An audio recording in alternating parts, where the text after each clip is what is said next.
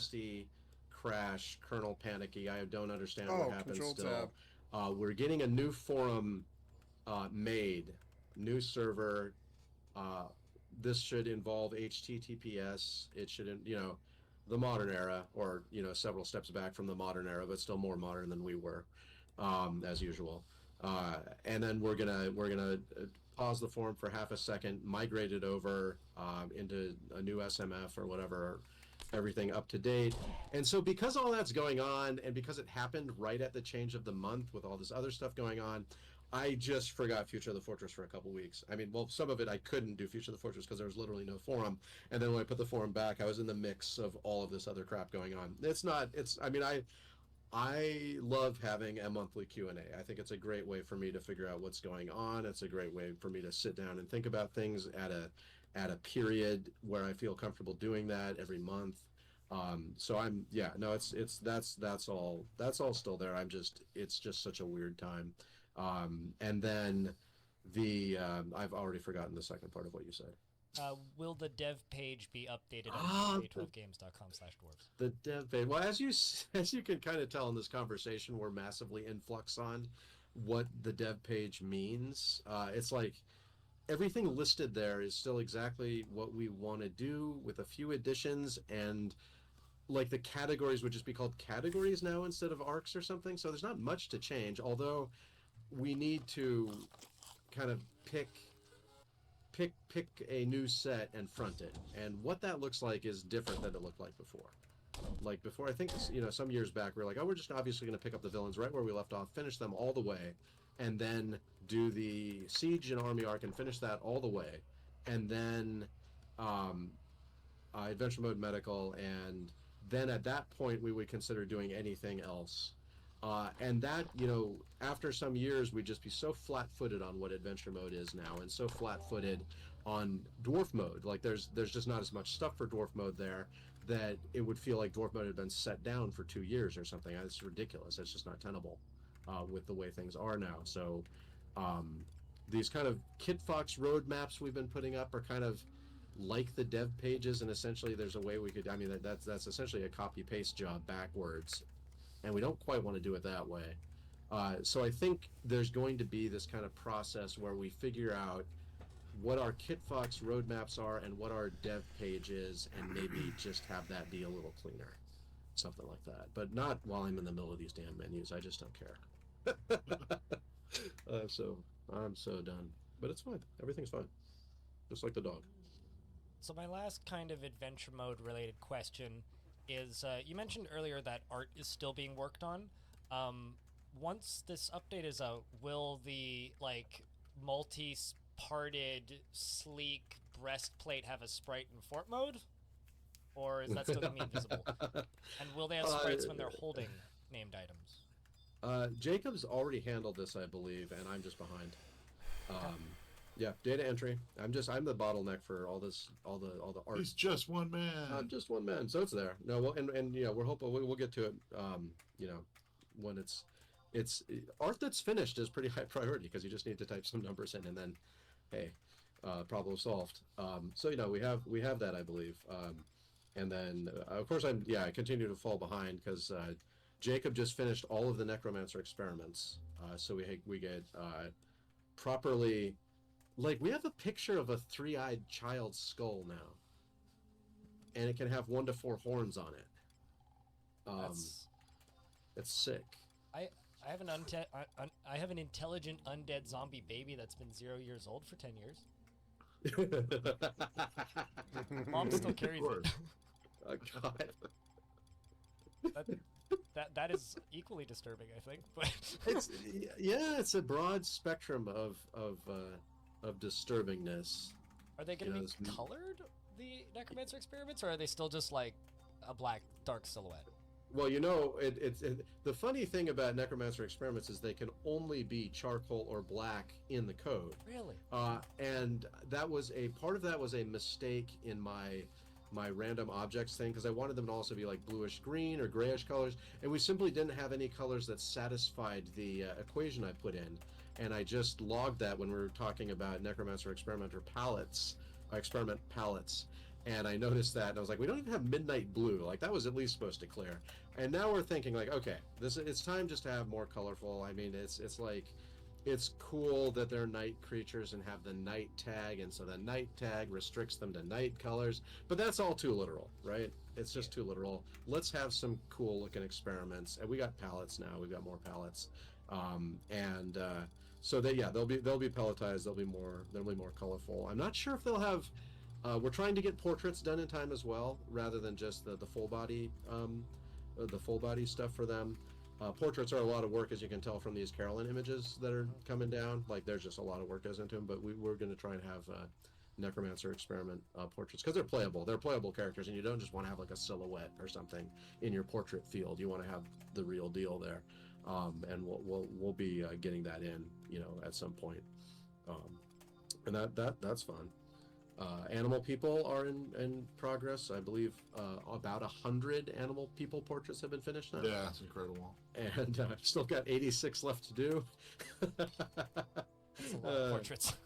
Yeah, they're just it's cool. It's just like, Neo Rice is doing a great job. Yeah, the audio and the visuals for this game, like when we decided to upgrade for the Steam version, we spared no expense. So much stuff.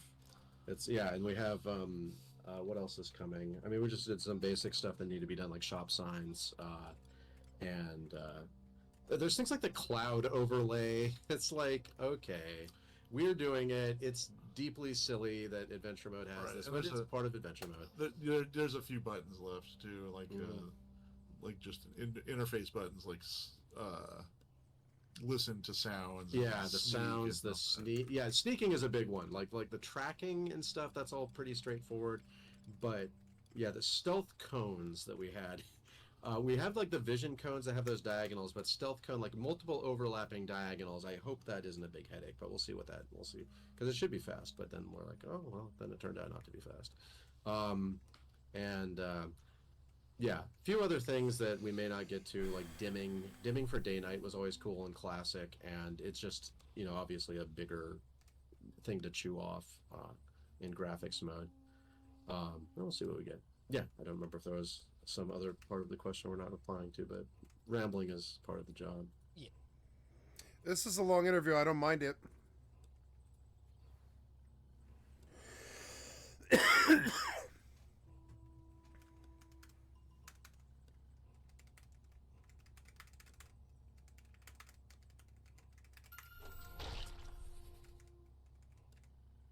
I've been here before.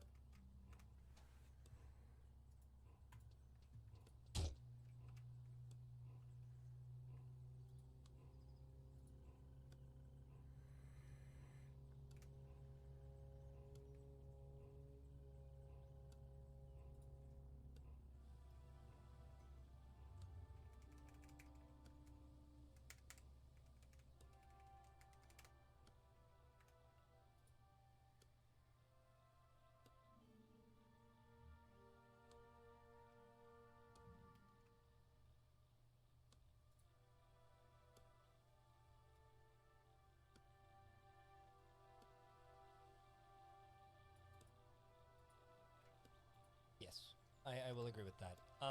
So we've moved into audience questions. The first question comes in from You Guys Are Legends, and their question is, in last feature of the Fortress, you state that you're trying to kill the big weight entirely. What does this mean exactly, and when can we start seeing the myths implemented? Yeah, so killing the big weight entirely, like we had mostly done that as it related to magic and things like that. As we went through, I don't know, 7 or 8 or 12 Future of the Fortresses, it was kind of becoming obvious that the map rewrite was what the big weight was actually about, right? It was just like the map rewrite is hard. Going into all of the cavern layers and the really kind of held together by tape and etc. Right, we're trying to stop the 3 levels. It's always 3 levels of caves, then the magma. Yeah. And that has to be different for the magic release, because you're going to be going to in the adventure mode, you're going to be going to different worlds and stuff. And and so it has to be made differently. Yeah, and it seemed like save compatibility would be a huge problem there, but also just getting those things up. But then I just thought about it when I actually kind of sat down with it and started working on some stuff, that it can be done. Like it can even be save compatible in a way that's kind of like carving out old and new pieces of the map and blocking them out. It's possible to incrementally put in the stuff that we wanted to put in, even the planar stuff.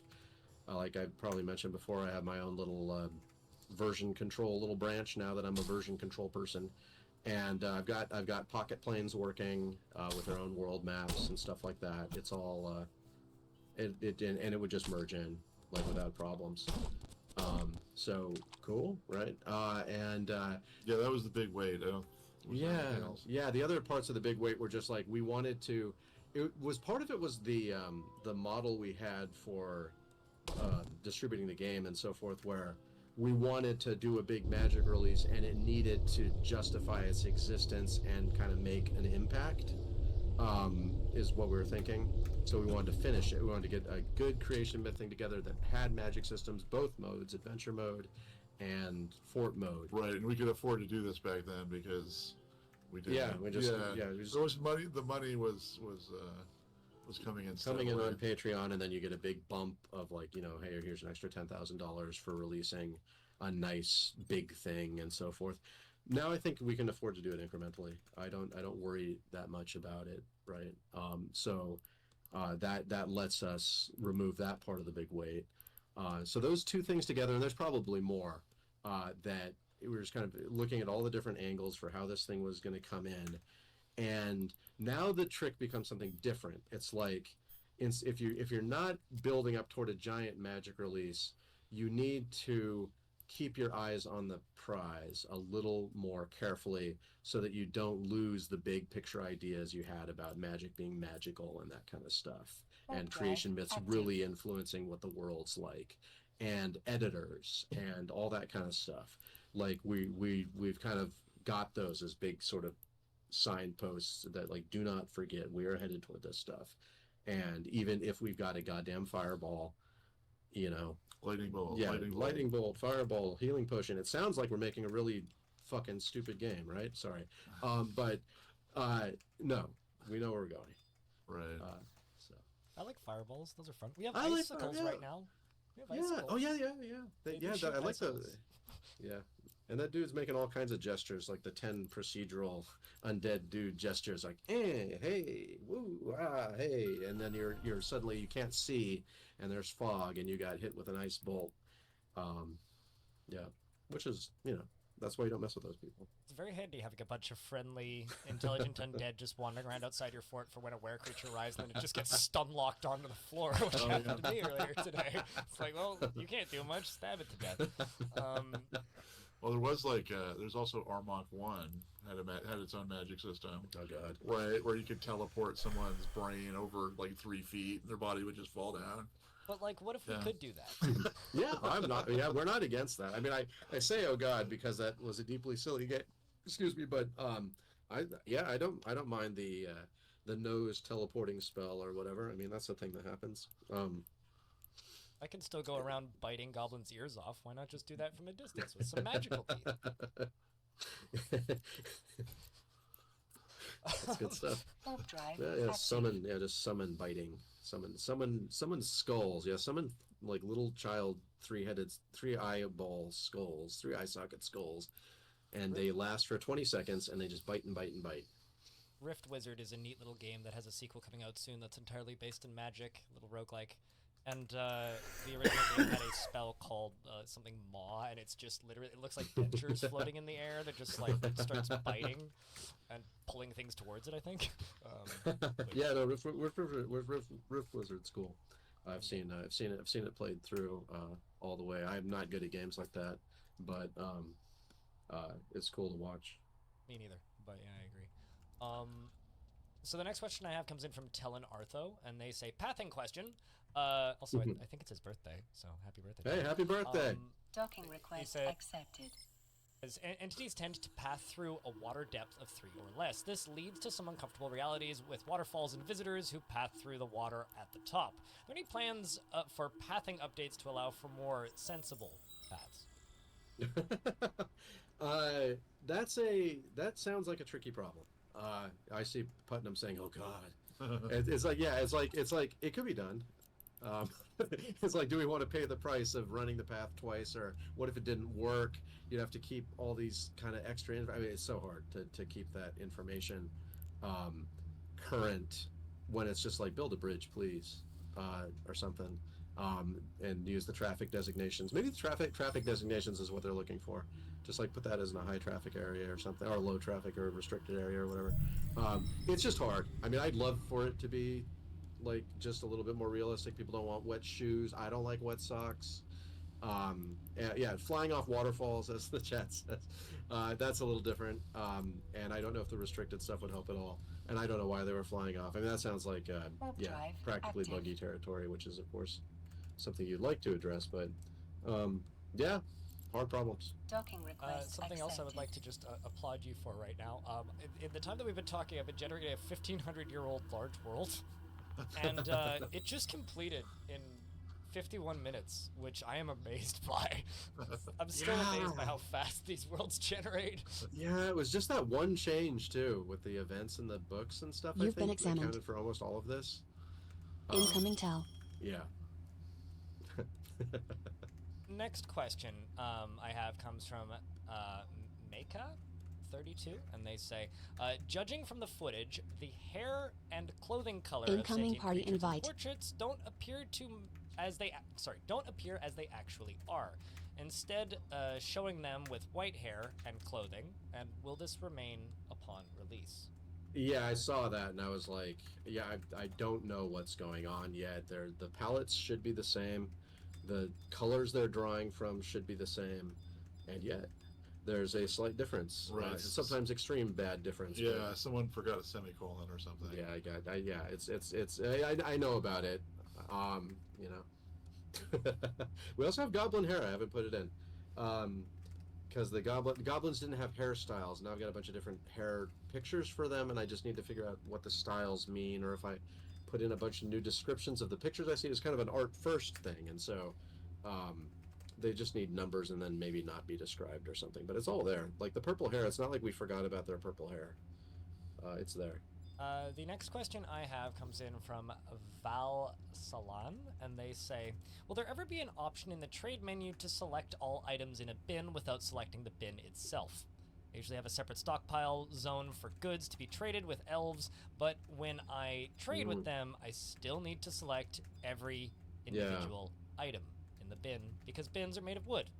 I make my bins out of copper, but I mean, you do you. Yeah, no, it's an admirable. Yeah. People have been probably asking for that for 10 years or something, and I like it. I always thought it was like a nasty trick to pull on the players, but I guess it is a little annoying. It's funny, yeah. No, it's like we go through like it's like at first it is, and then when you get so far into it's been 10 years, and you're like, no, we just love new tricks. We actually have quite a growing list of tricks for the army arc that y'all can deal with, and we're not going to spoil them for you. That should be fun.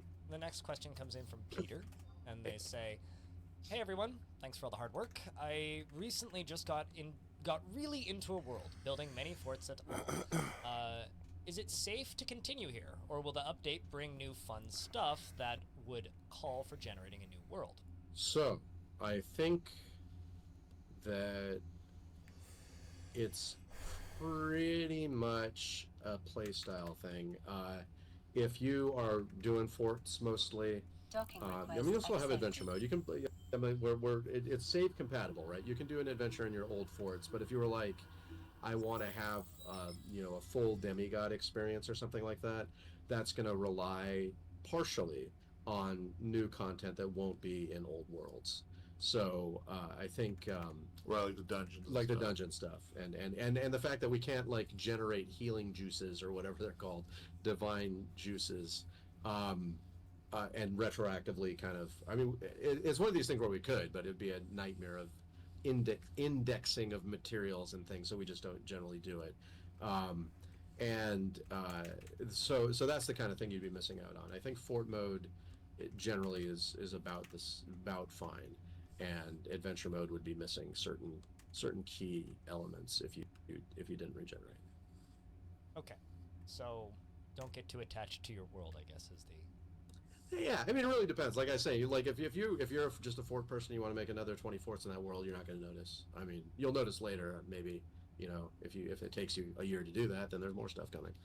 But yeah, Totally. I'm probably going to generate a new world and then just make like 9 non-forts in a day and just kind of build little holes in the ground to have a place to visit, and that's about it. The next question that I have comes in from Caldfer, I think. And they say, intelligent creatures without associated entities, such as Gorlax and animal people, are naked and mostly act like wild animals. Is the plan to eventually create civilizations for each of these, or perhaps some other way to interact with wild intelligent creatures? yeah. No, I shed a tear for the Gorlak. It's like the worst thing it might be is it the worst thing we've done?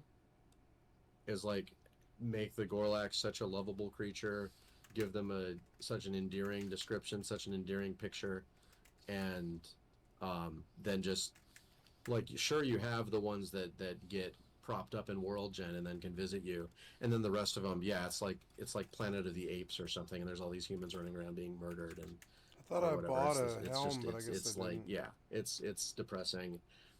We had the marked out thing for that was when we were going to do animal people stuff, which is the entity rewrite, etc., because we couldn't do nomadic entities. The entities needed to be tied to locations unless there are specific kinds of entities, etc., just general annoyances.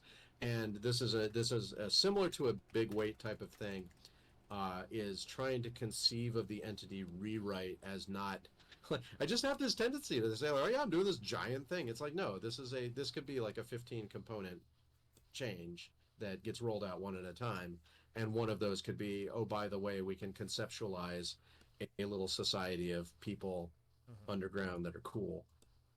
I just want to be able to stop the frogmen from attacking me. That's all I want. Yeah, just delete them from the raws. They're so bad right now. I just go into the difficulty settings and make it so they can't spawn and wait for a forgotten beast to show up and deal with it. Yeah. And fight them when I feel like it when I'm bored. It's not bad, but it's suboptimal, I would say.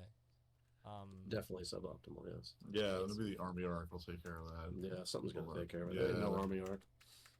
Army arc, there's no arcs. There's no arcs. There's no arcs.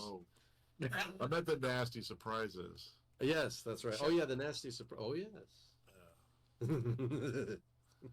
I still want the siege arc just so that I can put a goblin in a catapult and throw it at the wall.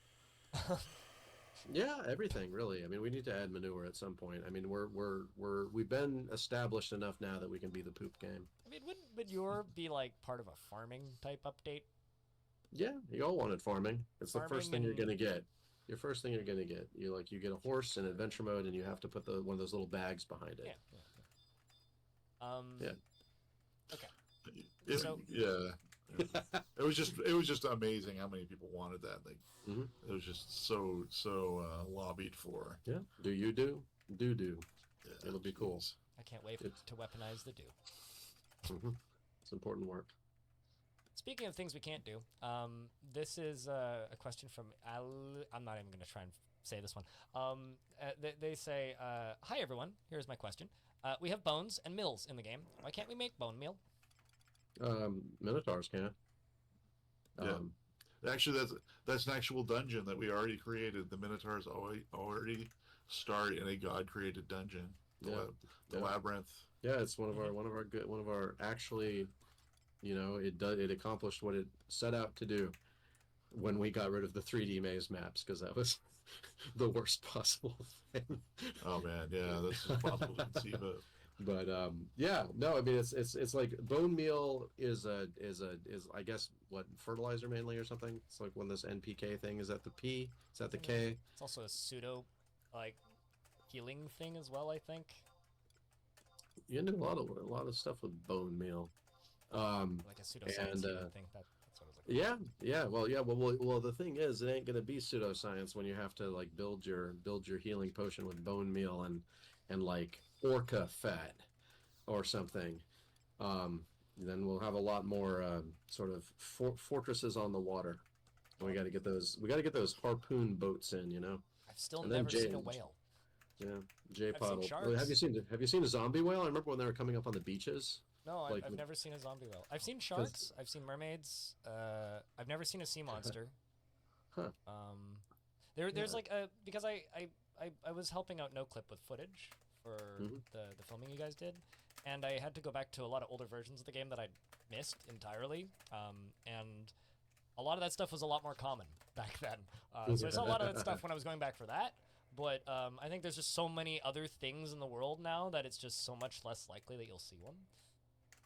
Yeah, I mean it's a shame because whales are fun. Especially with default world gen, things like haunted oceans are less likely. Yeah. Well, fortunately, we're slowly approaching the time when we're just gonna shoot a meteor at that anyway, right? So let's just shoot a meteor at it instead.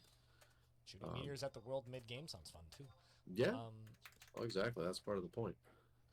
I've got a map rewrite for you. Forest fires. I'm in the Pacific Northwest. I need forest fires.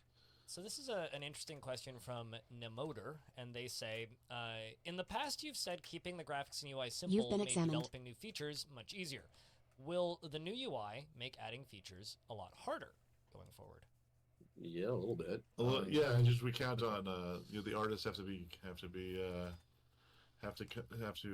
draw the stuff for us, and the implementation requires scroll bars, which all Tarn has like 50 out of 50 sanity, and this gets reduced by 3 points every time he has to make a scroll bar. Yeah, I like Putnam's new widgets. Once that's pretty much up to speed, and so what the fuck? Widgetified. Oh, damn it! You're bad at changing subs and wasting my time. We haven't quite gotten to it yet, but we've got a good flow with the artists now. I think like that part is, as long as you kind of know what you're doing, and this kind of ties into the dev page stuff, the conversation as well, right? Change the damn sub next time. Get that. I mean, we just haven't been tested on new features yet. And I know it's been a long time, but that's just how it's been for the last several years. So we'll have to see. I don't think that the game is going to be super slow compared to what it used to be, because, people work in parallel, and there's not a ton of overhead. There's a little bit of overhead. There are some meetings and things, but people are enthusiastic and competent. The audio people can practically do things on their own. The artists can practically do things on their own. Just a little bit of direction, and we're good. And then my main thing is being the bottleneck on some of this data entry stuff that I've got to figure out. Probably have a smarter way of doing that. And but I think I think you can expect to see some new shit this year. I'm very curious about stuff that's coming out this year, but continuing along with my audience submitted questions here, I got one from Midnight Dreary, and they say, can we get statues for werebeasts? This is also on the art topic. Since it's just a palette swap, I'd love to be able to add to my collection of trophies that I've taken. I think currently if you make a statue of a werebeast, it's just a moon. Yeah, that's because they have procedural pictures, even though they aren't that interesting, because we have that thing where the forgotten beasts are generated, piece by piece, and so obviously statues with them are a whole different problem, because a statue has to be restricted to a 64 by 32 area, and almost effectively a 32 by 32 area sitting on top of the pedestal. This is not the same size as the creature itself, which is 96 by 64, and some of the werebeasts are large as well. What we've generally been doing for that in the hard-coded things is simply reducing their size in a paint program and then palletizing them, right? And so the palletizing can be done in programmatically, or just be in the image file, like an extra image file. But is that the solution? Like an extra image file? Do we need to just make a little like Forgotten Beast file that builds those up, and also little versions of all the werewolves? You see how this is not super hard, but all the same, it's several days of work. So that's the whole problem. That's the entire problem. The problem right now is there's a big thing with a deadline, and everything else takes time, and time is limited. Yes, and hopefully we'll be away from this lifestyle after this deadline. Although that's just not how things work, but we'll see. It'll just be different, smaller deadlines, probably. Yeah, I'm gonna I mean, go that's the run thing. It's inside like and you log can't this ignore the client for a fact that minute. there's like Steam exists and all that Yeah, stuff. you So can't. you need to think ahead. You need to think about what time things are happening, or it's just kind of inefficient and bad news. Right, the whole coordinating with the artists and everything is Yeah. also time consuming. But at the same Or time, deadline creating. Oh rather. god, they want to go when all it's the an way open east. when it's an open book, what we're doing, when it's like there are not a Alright. bunch of menus sitting there, and really it's just up to us what we pick, then yeah, all of those things have equal competition with I don't want to run with anything other yet. stuff. And we'll just keep going. That thing's kind of close to I think me. it's really interesting reading through these submitted questions because you can I gotta really tell pee when really people bad. I'll be started right playing, back. whether or not they started playing a long time ago or more recently, because sometimes we get questions like, do you plan on implementing, this comes in from Jurist McGeneral, they say, do you plan on implementing an in-fort market economy in the foreseeable future? Yeah, so in-fort market economy in the sense of the old economy, hope not. or yeah, it's like that was bad. But no, I mean the ideas there still stand, which is doing more with your like we have stuff sitting there, like all of your like it's like, oh, this village has become economically dependent on you, and it's like, really, um, not really, right? It's just there as kind of a risk style, as like they say with the strategy games, paint the map game. You're like, I have claim to town, I can change its color by sending out a raid, and you can do some things with it. I forget, you can occasionally get tribute, or you can swap your workers out there or something, but like it's not interesting. What if, and this was one of the idea kind of sitting on the thing Incoming of Alright. having command. like those That's a few. medieval fair type things, and also having a kind of permanent market where you can set up multiple depots and have people come and bring stuff from those places, and have your dwarves come in and get things from those places. Whether that involves money, etc., is a whole interesting question that I don't know how that's gonna play out. I mean, part of the problem with money was, I mean, we always had this problem with the checkbook accounting method, where like the historical figures have an account now, but the account is kind of, it's not necessarily money, right? It also just kind of keeps track of your favors and stuff, right? Oh. It's just kind of a generic thing. I think, yeah, the main problem with it was that the rent was too damn high. Yeah. Most of your dwarves didn't have a job, and so they couldn't afford any of the rooms. Yeah. It was just a nightmare. So we can keep public housing. Public housing? Um, Ooh. and then well, but the funny thing though is like, because it's fun thinking about like those Crusader King style games and stuff, and Victoria and all those things, where if we have the entity sitting there with its ethics, with its laws, with its intellectual values, and then we allow the player to start being the official will of the fort, as we say, and start changing those things and have them kind of mechanically linked in, then we can have experiments and partial like attempts toward things in a more kind of controlled environment than that just big stupid rewrite which blew up. And so it's I think that's where it was headed ever since we came up with the entity rewrite idea, which was just like, yeah, you'll be able to change laws and things, but that's in the broad sense. Damn pimple. That's probably how it'll come in, although these market type relationships might come in first, just because those are sitting there. Personally, this is just me spitballing, but one of the biggest complaints I see is like, I need to fill the need, or I need to fill the need of acquire object. It would be really cool if like clothes and stuff could just be taken to the trade depot that is just like sitting on the ground that isn't owned, and then dwarves that need that could just go there and get it. That could almost be what they're talking about here with this question. Yeah, just a swap kind of internal. I mean, people should repair clothes. People should hand me down clothes. I mean, there's a lot of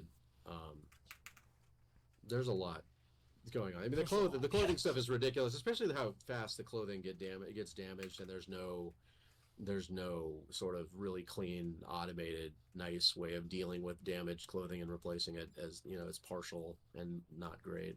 I don't know, my minecart that just takes all clothing that is below like masterwork quality and automatically dumps into a volcano is pretty efficient. Except for when it makes mist go up at the wrong angle, it catches on fire, which has happened a couple times. Yeah, it's a hazard. That's perfectly fine. You have several dwarves. It's fine. You There's four lemmings where that came from. Oh no, cannon and fodder both died. That's unfortunate. So I've got a question from Era Fire, which we sort of talked about a little bit, but maybe we could elaborate a little bit. Have there been any changes to the worship and focus system for adventure mode?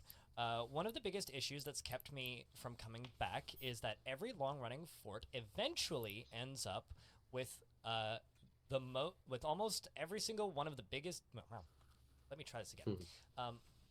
One of the things that's kept me from coming back is that every long-running fort eventually ends up with most everyone permanently unhappy and distracted and stuck in a loop of trying to pray to every single god.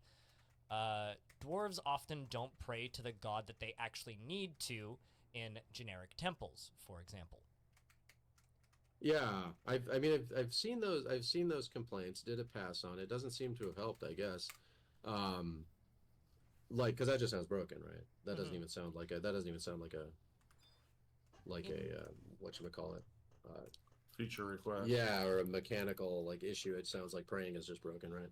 I almost wonder if it's a tutorialization issue too, because I've run into people who talk about things like this, and then I realize that they don't have any kind of guild halls. They don't have they're not meeting other needs. Because I might be mistaken in this, and maybe Putnam could even correct me, but from what I can tell, you don't need to meet every single need all the time. You just need to meet most of the time.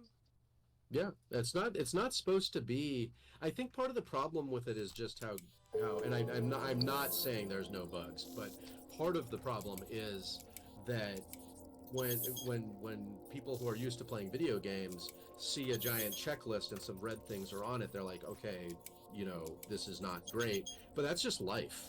I mean, you're supposed to be distracted some of the time. You're supposed to be kind of meeting your needs. It's supposed to be just part of their story. And it feels too, there's some sense in which the phrasing and the presentation are too gamified or something that it doesn't come across that way. Shouldn't show those smiley faces at all. Just have a percent or something. I don't know. I just want, the ability for dwarves to be able to send letters to friends outside of the fort. That's a different matter. Yeah, no, unmeetable needs. Unmeetable needs are definitely a problem, yeah. Yeah. So many dwarves just, don't have family or whatever. They should, because if we just had the concept of through your friends, and you could have a found family type situation, right? It should meet the same need. I think that it's sort of, I don't know what taking family ties that are differentiated from friendships in a way that's kind of stark and unrealistic and not how people live their lives. We just need blood brothers or Armok brothers, maybe. Yeah, adoptions, like people adopting adult children and stuff. Just all kinds of cool things. Of course, this brings us to Dwarven Daycare, which is still high up on the list. Somebody could adopt that zombie baby I have when the mom dies. Yeah. No, the zombie baby will live forever. Or unlive forever. Yes. Yeah, no, it sounds like the type of thing that will eventually become sort of the civic center of the fort. I hope so. There should be a whole religion built around zombie baby, a whole society. It's kind of like the god emperor of Dune. That's relevant these days. Yeah, just kind of there. Ian baby. So, forever. Fish speakers. This question is kind of one that's been rattling around in my brain a little bit, and I guess kind of also leads to the next year of stuff, I guess. Now that we are getting close to the release of Adventure Mode, what is the next item on your to-do list that you want to tackle? Go back to Villain's Work, other additions to Adventure Mode, question marks, and that comes in from Stoyan. Yeah, we talked about that quite a bit, right? That we're just trying, we're trying to be we're being circumspect about this. we're going to finish adventure mode. We have our list of things, which mainly involves finishing out our deity ideas, which I think there, and dungeon ideas and magic ideas that bring some of those other things along for the ride, like villains and army stuff definitely coming along for the ride there, and certain changes to how sort of adventure mode living works. Like all the things that we were kind of working on fit into it, but it just has a way more magic centric focus because we're finally like, I mean, this is the time where if I were doing classic only, Your like, skill we would has have been, increased. like, how deep into the magic at this point? Like we would have been in it, right? And I feel like yeah, I don't know. It's like for some reason it popped in my head. It's like, yeah, like the people that were gouging Your us skill on has egg increased. prices to make up their losses during COVID. That's what I'm doing. I'm gonna just get into magic and get to where I was gonna be. It's like, that's Eggs not the finally got best. affordable here again. Yeah, same here. Yeah, yeah. It's not the best analogy, of course, generally, but because we're not gouging, we're there's going to be like magic in the game. That'll be cool. Forward to it. So yeah, so I think that's the plan is to kind of keep in that general direction, and just playing around with procedural dungeons because we need some entertainment in life, I think, and it's a good test bed for doing new magic and things like that, having these weird primordial places. Right. I think they don't understand what you're talking about when you say the army arc, because this is like Yeah, the siege arc, that kind of. yeah, like dwarf mode siege It's is like, yeah, because how satisfied are you with the, I get sieged once a year, and close my door and can't I mean, yeah, make peace with them. yeah, Once all a that, year. yeah, yeah, well, Yeah. My current fort's getting sieged twice a season. What are you talking about? It might have something to do with the lava-powered minecart cannons I have. Nah, well, that's good. Yeah, Good they're to pretty kill. rapid fire. I got them going so fast I couldn't actually hit the switches fast enough to make them like drop down, so I had to connect them all to the same things. It's been fun. I wonder what the world population is, because I mean, are they?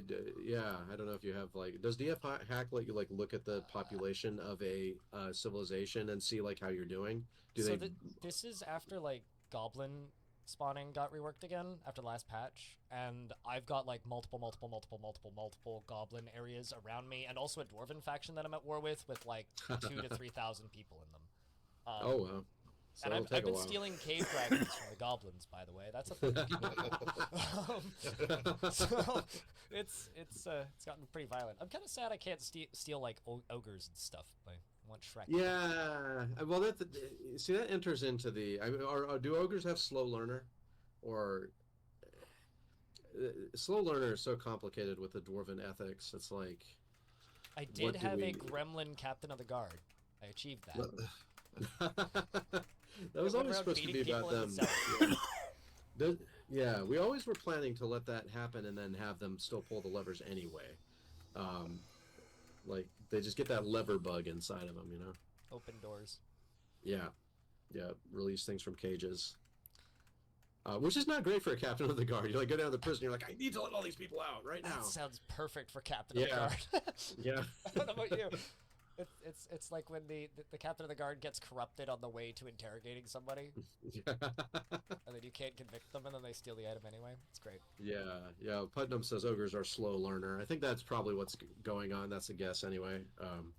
So they get kind of incorporated into goblin society and then aren't treated like livestock the same way. Right. And then it also like triggers like thinking about the dwarf slave tag and all that kind of stuff. Like it's just yeah, I don't know. Yeah. I, Makes sense. yeah. Speaking of things that make sense, this one's going to sound Ooh. confusing initially because you sort of Jesus can, but Christ. I think I understand what they're asking about in the question. This comes in from Zezursi, I think is how you say their name, Nasty although it's probably gob. Polish or something and I'm butchering it. And the question is, will we ever be able to create our own roads in Fortress mode? Which I assume they mean on the world map, like from place to place. Well, you remember the old version, like old version. How far back in time do you have to go back to when you could actually build that road?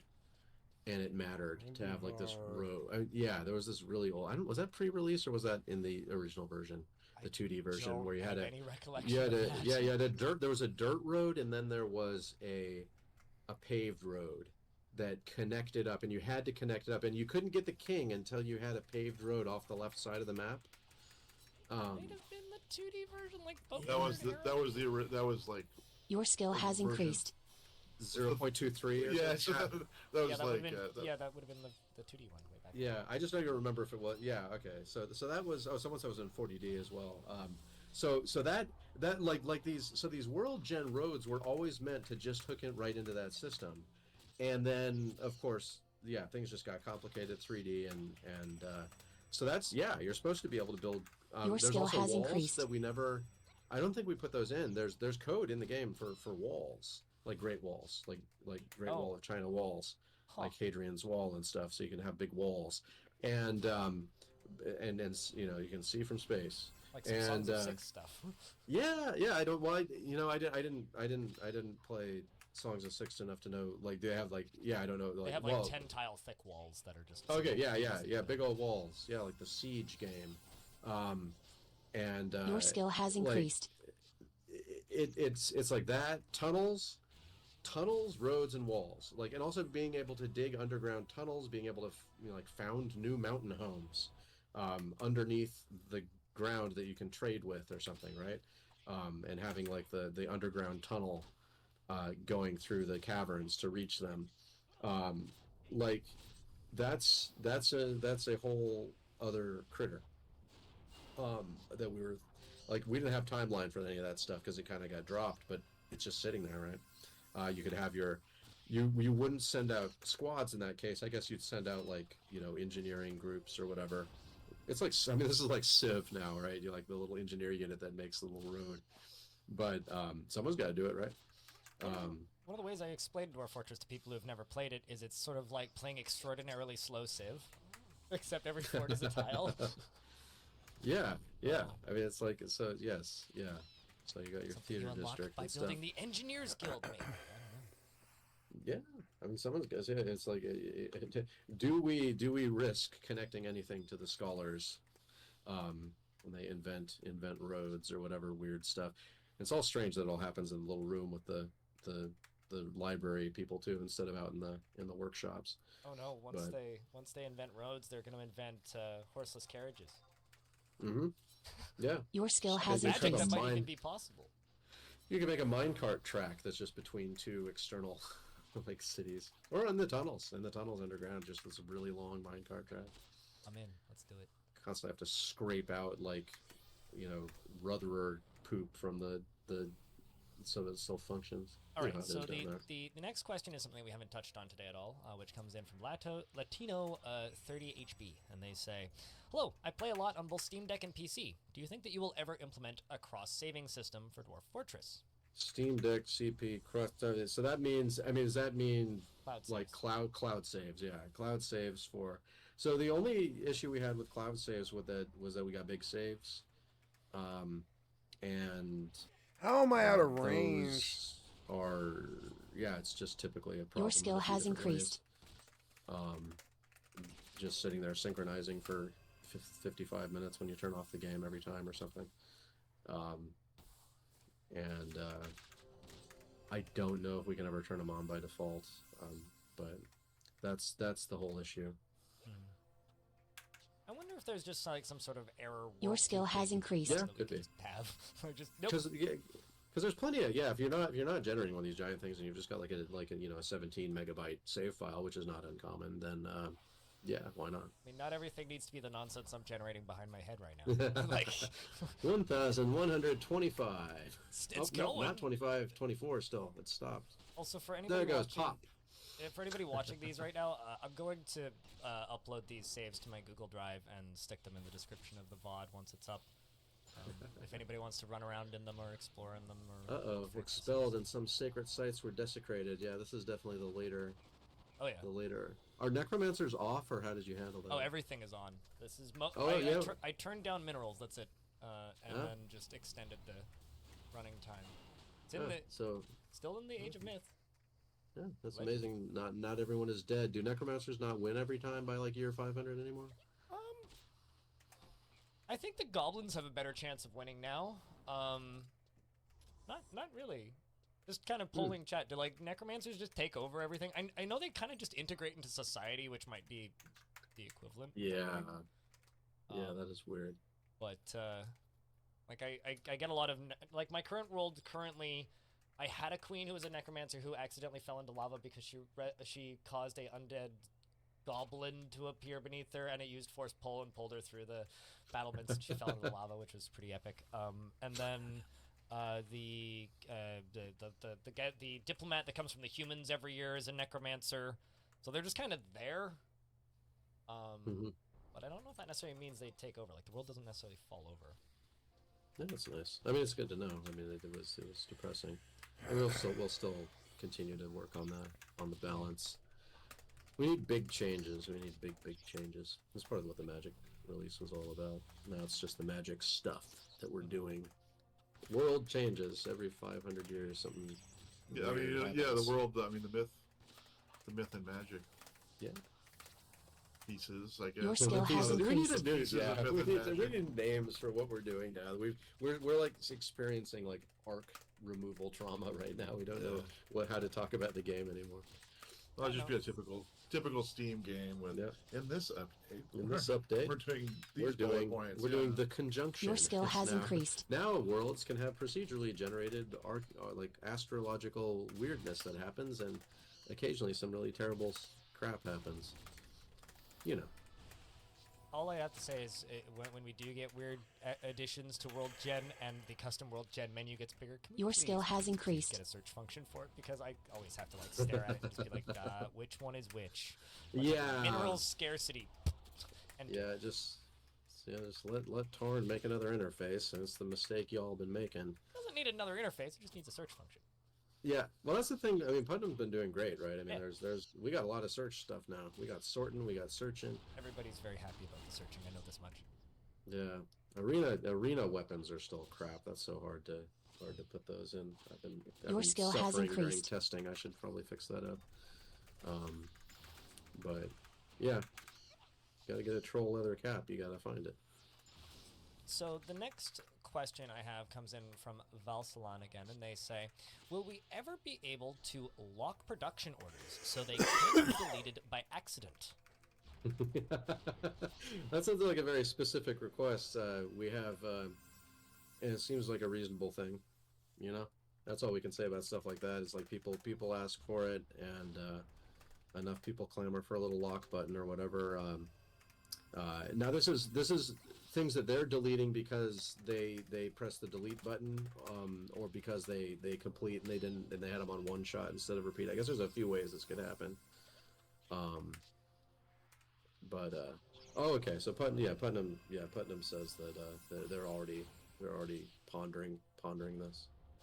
I know that I almost always have a adamantine ballista arrow assembly in there canceling. Your but I skill forgot has to delete increased. because I accidentally clicked it. Yeah, and doesn't just not have a confirmation either. That's really common. Yeah, For me to put in a delete button without a confirmation. Yeah, how many times have I done that? I know DF Hack has added confirmations for all of those, but I have that stuff disabled because it also adds confirmations for things I don't want confirmations for, and so I find it equally annoying in a different direction. Well, it should be a thing, right, where it's kind of like those pop-ups that pop up the first time you look at a screen that says "Don't show this again." Like if you have a confirmation, I mean, it just has the confirmation and then it just has a little thing that says "Don't ask me again."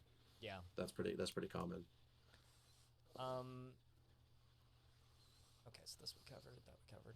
This is a pretty relevant question to, like, right now. So this one comes in from Ravidicus, and they say, how do you feel about various games that draw inspiration from Dwarf Fortress? And are you worried about competing or honored by their love for Dwarf Fortress? I mean, there's a whole genre now. Yeah. We've played them at times, right? I mean, it's fun to have more games to play. It's all good, and there's no. I mean, we're competing with everybody. I don't know that it doesn't feel like we're competing with them anymore. Yeah, We're there's just competing with everybody. Yeah, else. what is it like now that there's like 1,000 concurrent players? So I guess we're competing with Crusader Kings and Minecraft at this point or something, right? It's like there's just so many eyeballs that you have to. Yeah, Lots of stuff to play. I mean, I Right, play all yeah. kinds of games too. I mean, I mean, if it were my time, it would be competing with, you know, like Backpack Hero or something, right? I mean, is it the same like those are, it's not, so it just doesn't feel like competition. People playing games, everything's good. And yeah, and there's lots of cool ideas. More people, I'm sure all of the ideas wrap back around people's interface ideas and stuff are probably filtered through those experience playing those games and that kind of thing. The next question I have is kind of a fun one. This comes in from Salvadaddy, which is, have you thought up any new monsters randomly since the last time you added some? We added. That's a funny story. We came up with all of the underground monsters in one afternoon. We just scribbled little pictures of them and gave them names, and that's the extent of our planning. Yeah, did I show that to you? Oh yeah, we still have it. Yeah, Your skill has increased. Yeah, this probably deserves to go in the MoMA or something. If you have it, yeah. Yeah, I mean we had. Yeah, showing like- Gorlak. Yeah. Yeah, here's the. We got it. Oh, the camera's delayed, so I can't see. Made you bigger so it's easier to see too. There, can you? I was holding it too high, or too low, or whatever. Is that showing up? Yeah, this is like 15 years Your old. skill or has more. increased. Yeah, Probably more than 15 years old. yeah, that's the original Gorlak drawing, and we've got we just all that happened at the same time. We just kind of first we drew them, like Zach and I were just taking turns drawing in the tablet. There might be another tablet, I don't remember. I don't think so. Maybe that was it. And then we just named them. We just like, here, we'll name them all. And so that's yeah. Your now skill I've has forgotten. increased. Oh yeah, are we gonna add new monsters? Oh, yeah. Like I think we have added we added night trolls or experiments. I mean it's expanded were creatures a bunch. It's just yeah, and like with these dungeons, I think we were contemplating adding. There's new monsters contemplation there, for new yeah. monsters to fit into the kind of Your skill things has we're increased. missing are But then like more, all of it is more procedural. yeah, exactly. It's all still procedural. I mean, it's hard to. Are we ever going to add stuff that's not procedural again? Is a good question. Outside of like new animals or something. Your skill has increased. I know that we're missing a lot of animals. Right. One the thing that I always wanted us to do eventually was that when we were doing the animal sponsorship drive, someone had the idea to do extinct animals. No, that's right. Yeah, that's a good one. Yeah, all of the eras of extinct animals, and not just the big mammal era, with all the saber-toothed tigers and other horrifying, like this is 8 times as large as a bear stuff, and of course dinosaurs people love. But what about like the Cambrian explosion? There's some really cool, weird, Giant trilobites. yeah, giant like vacuum cleaner looking things that move around really slow and are kind of half baked because everything is so new. Like we're just learning how to bite. It's like we've invented biting, and then you just be like, what the hell is that? Yeah, so there's a lot of fun potential there. I mean, we wouldn't need to do a sponsorship drive again, but we can think of some way to make that fun. So, yeah. I remember once, right after you added intelligent undead and necromancer experiments, I had an army of necromancer experiments that were literal just blobs with a tentacle, and they didn't do anything. Yeah, those are the failed experiments. That's a whole Fantastic. category. Yeah, and that's the kind of thing too. Is like all of the necromancer experiments. If you took the necromancer experiments and then came up with a different excuse for them to be in some kind of primordial dungeon. And also spent more time thinking about special attack type stuff and other special abilities, and also just like a few other things that give them character. Then you're just golden, right? That's awesome. That's the life. And then you come up with a bit of exposition for it, and living the dream in 2 weeks flat. And as Yeah. far as Your skill has increased. the notebook that you just held up, because I saw this fly by in chat, I think myself and a lot of other people out there would pay a considerable amount of money for a little hardcover set of Your skill skins has increased. Because Yeah, it's I really think cool. we'll figure out something to do with it. And yeah, It's just we just found it recently, going through some boxes. It had been lost for a decade or something. Please scan them. Yeah, before we lose it again, because it's just sitting over here. I just pulled it out of like a pile of. Yeah, it's on like lined note paper too. It's Your not even skill on has a- increased. Yeah, It's not even on a drawing pad. Or there anything. were a few. I won't show them now. I'll save it for when we actually reveal this thing. But there were some legendary ones that didn't make it. There were a few cuts like magma walrus that didn't make it in. Like It's, a crab, but like it's just a walrus. It's really that's the reason it got cut because like it's a walrus.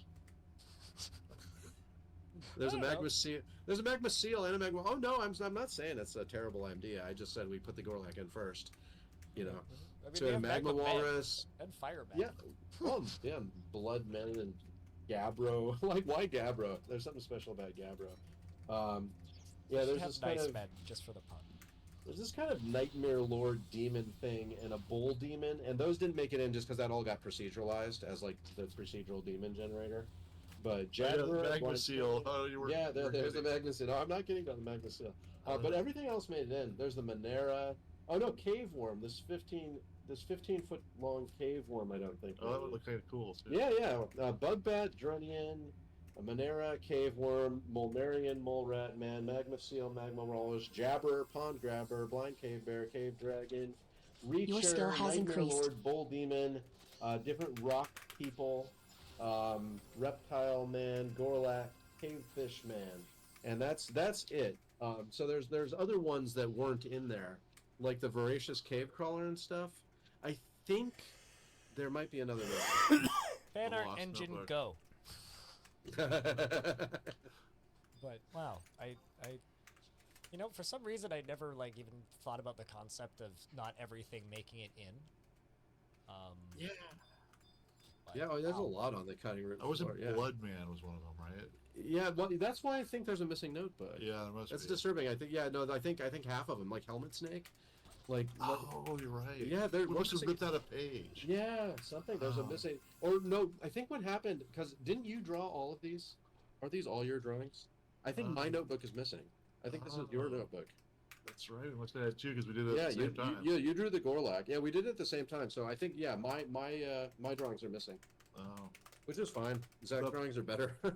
well, His yeah, ideas- but the sole programmer, yeah, genius, art. genius But- leader of the but- project, and yeah, his they're his missing. drawings are gone. My programmer art. My programmer art of True Your skill programmer has art. Helmet increased. Snake, Voracious Cave Crawler. There were others. I drew about as many as Zach did. So sad.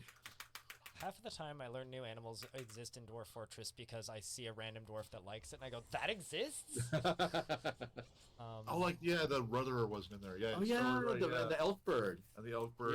Yeah, those are mine. That's right. I remember that I drew those. Yeah. Oh yeah. Yeah. Oh, that's a shame. Well, wherever this thing was found, they were probably just on top of each other.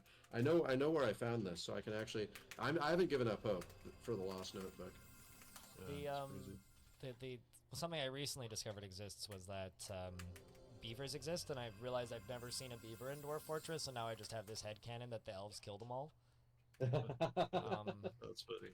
So at this Yeah, Your point, skill that's has like the increased. Good crossover with our. You're talking about the other dwarf-like games.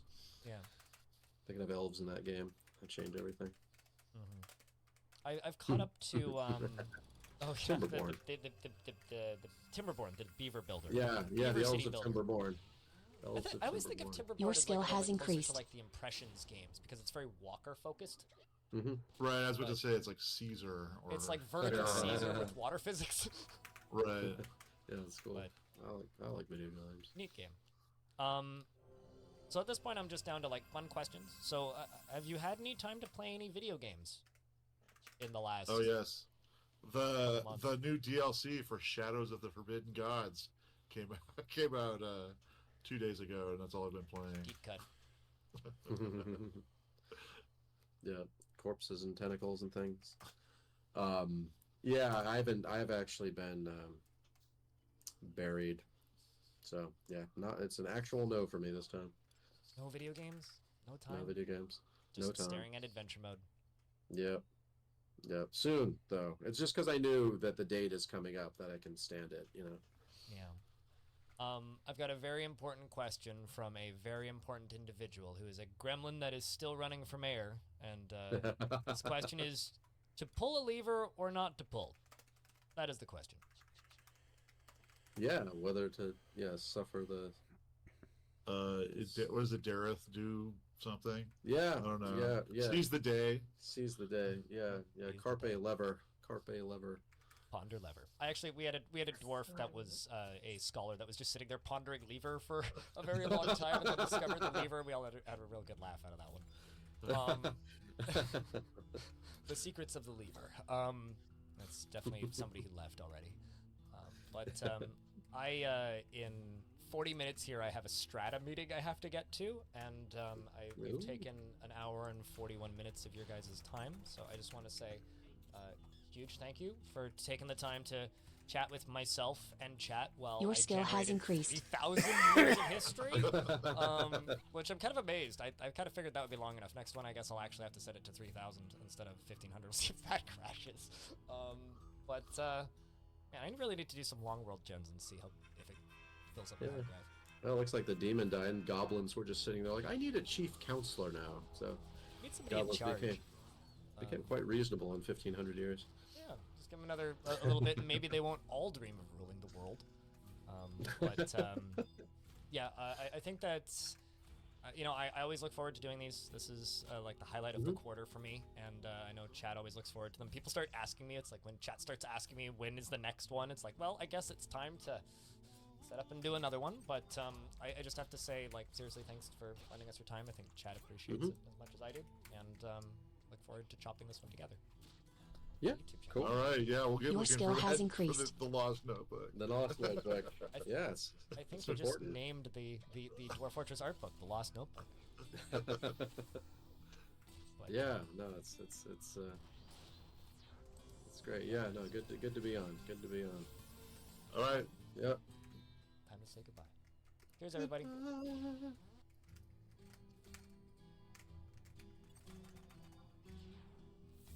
Your skill has increased.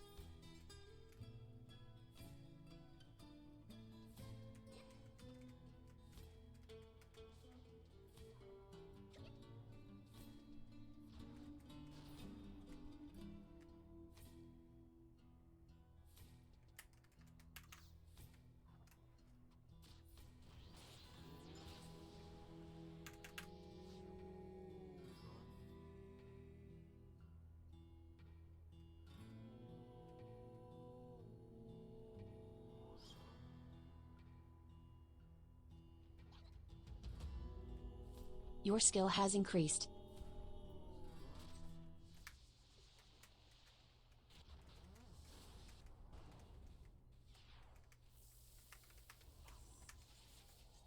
Billy really had me convinced, so I did not put any faith Your on skill what has anybody increased. else was saying, especially after I started the investigation.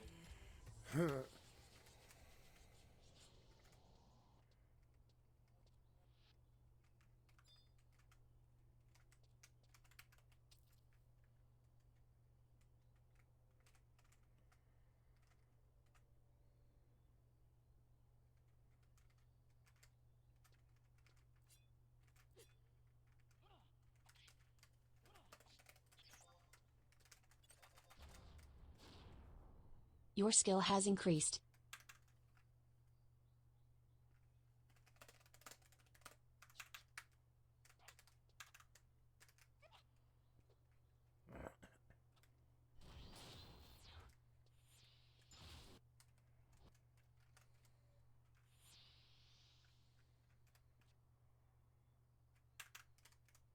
Your skill has increased.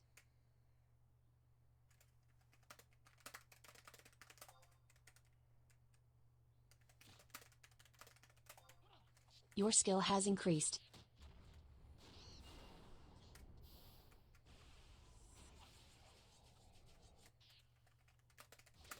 Your skill has increased.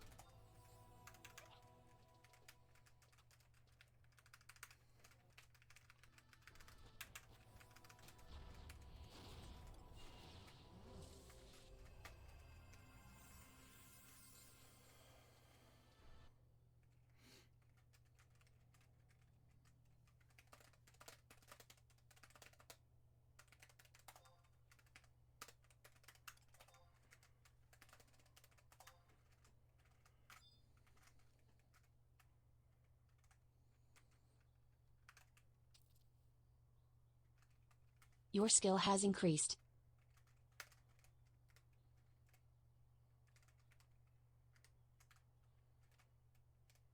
He will.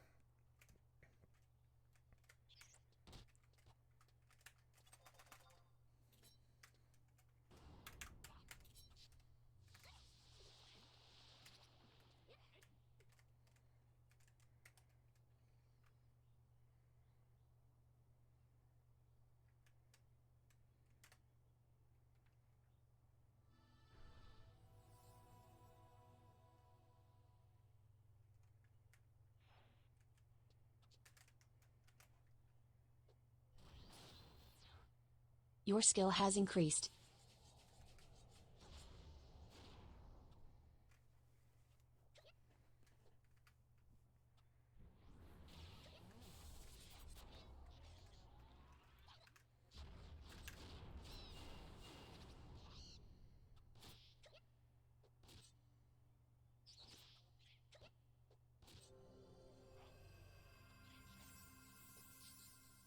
Your skill has increased.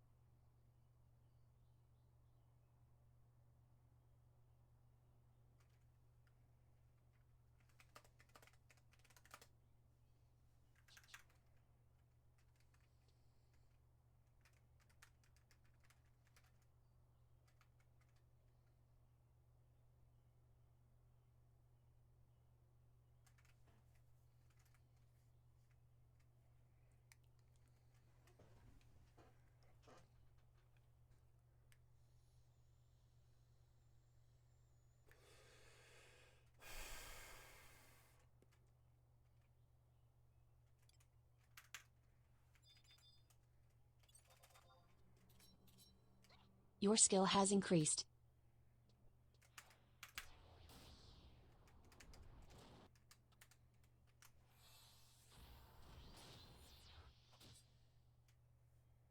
Your skill has increased.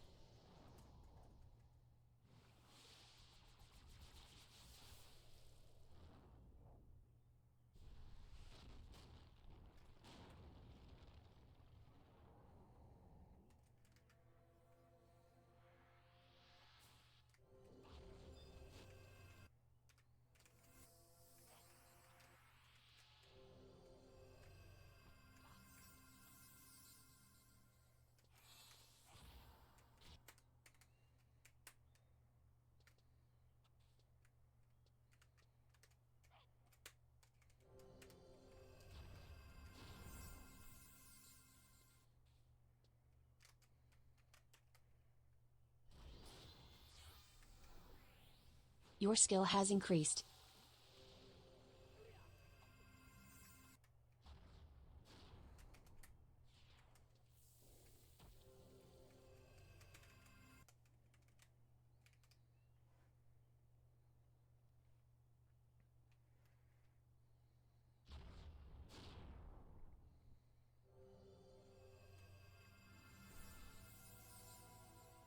Your skill has increased.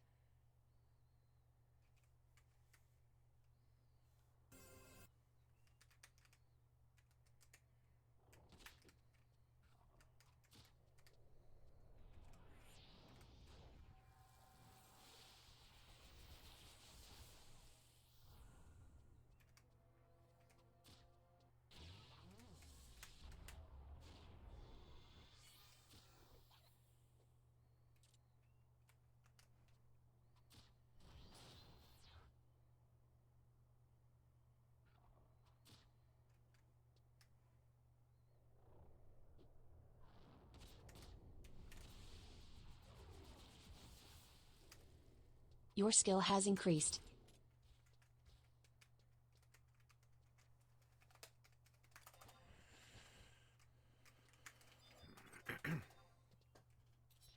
Your skill has increased.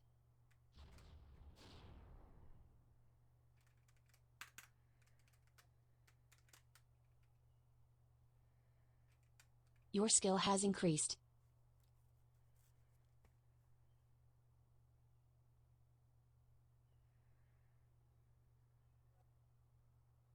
Your skill has increased.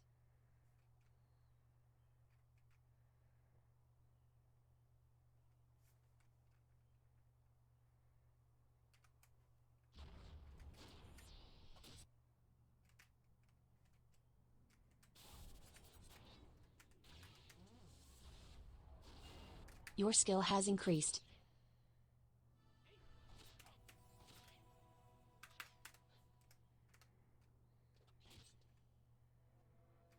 Your skill has increased.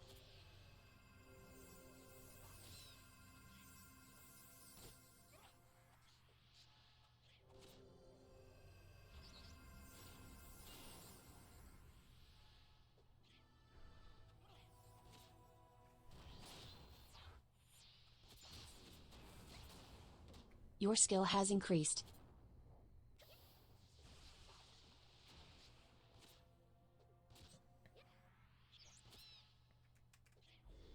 Your skill has increased.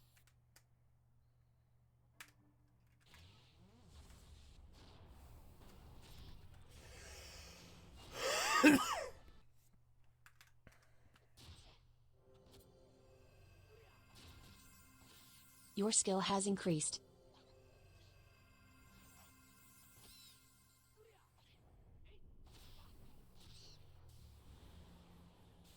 Your skill has increased.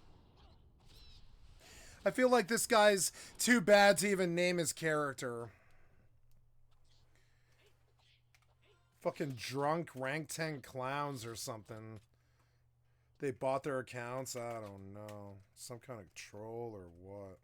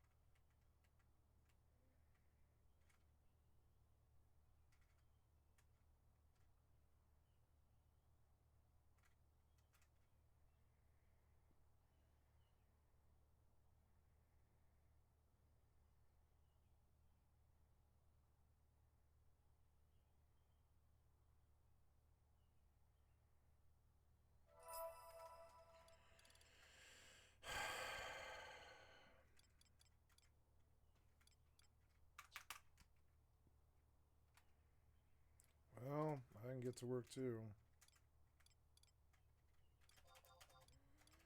Fucking jack-offs, man.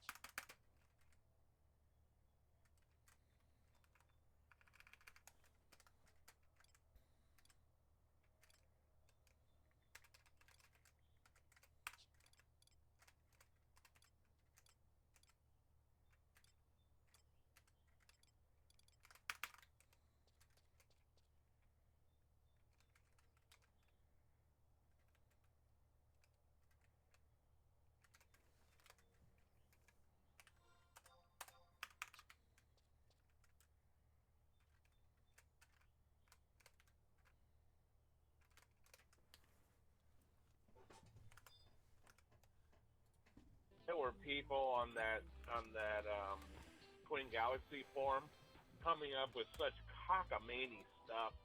So finally, I'm like, I can't waste my time on that. I'm just going to find what I believed I was looking for, which was to show that on a direct feed, the arcade is going to look different than what a person with a camcorder recording their arcade looks like. I was confident that I was going to find it, and it never showed up. And I'm like, I just got to keep playing. I got to keep recording. Carlos undoubtedly made some mistakes along the way, but anybody that tries to understand the circumstances in which he was in, with all of the elements involved, should be able to empathize at least a little bit with the unfortunate situation he was in. All of those toxic trolls, all of the abuse and personal attacks, all of the bad arguments coming from people who were right for the wrong reasons, the fact that he came into this controversy so many steps behind everybody else, that he came into this whole thing just trying to help somebody, but made the mistake of trusting the wrong people that lied to him, withheld and misrepresented key information. It really is no wonder that he didn't get it right, at least not right away.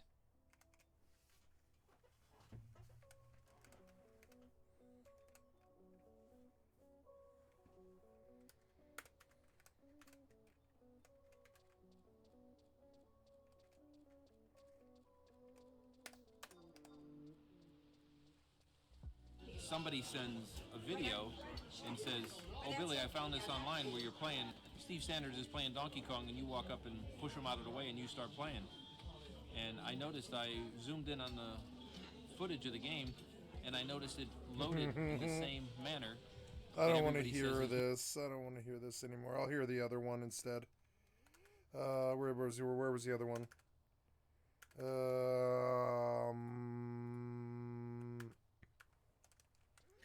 What a troll that was, but at least I got a level, and now I'm halfway. I don't know, I thought we were doing fine. That guy's never been in a Dunes party, apparently. How the fuck did you get rank 10 bad? Did you buy it, or what?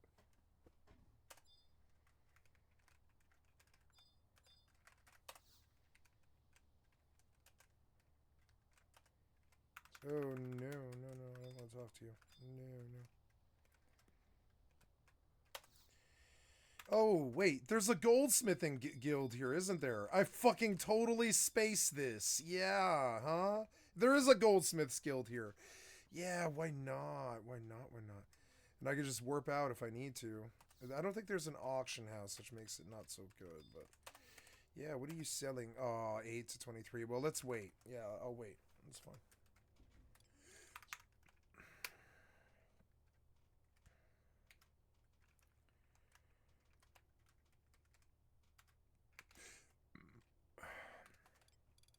Am I out or what? I'm out of fire crystals? I gotta go home anyways. It's fine. But I don't want to use a scroll. I'll just switch to one of my many jobs.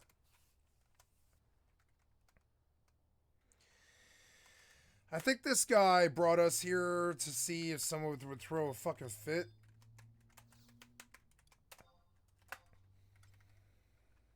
Ooh, it's 75K! Yeah. Yeah, look, it's all those silver ingots they sold. Yes, 401, 800. Yes, yes. 30K, that is, or more than that. I think it was like 50K, something like that. So, yeah, hey, we're up a little bit. We're going to make some more money, but we got to get home. Go white mage, black mage, and take me home. Take me home. Country roads. So, let's load into Mortal 2.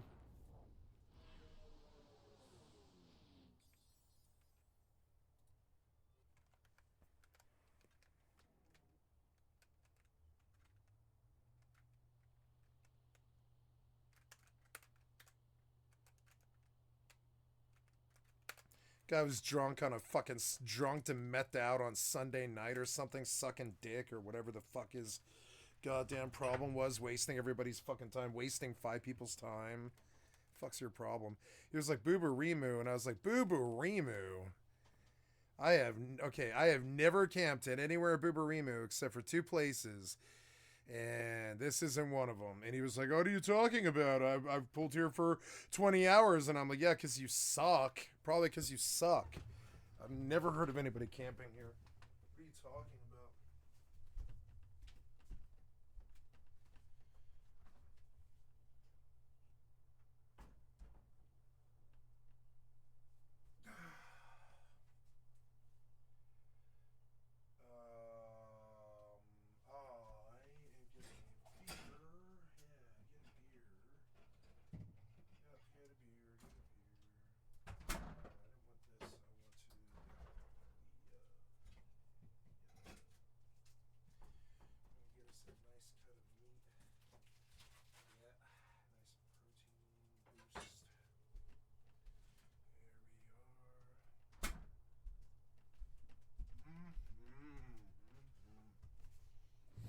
Quite good, quite good.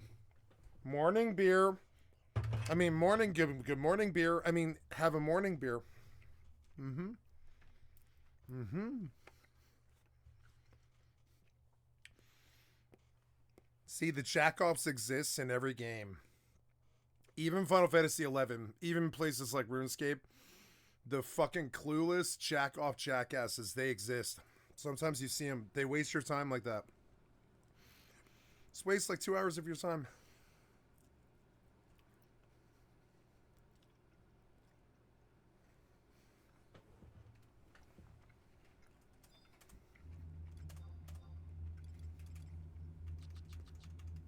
All right. Wait.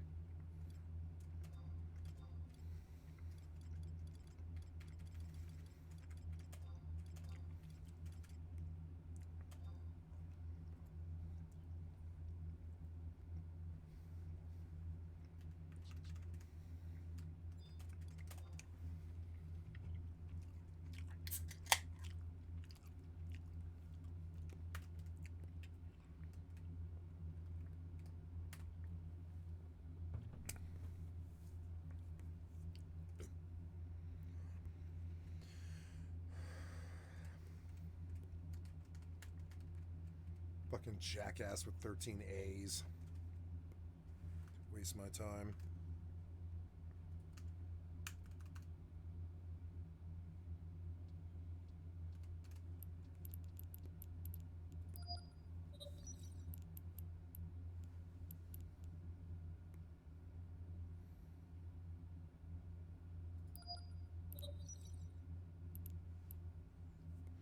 Drunk and met out on Sunday morning or something. Obvious as hell.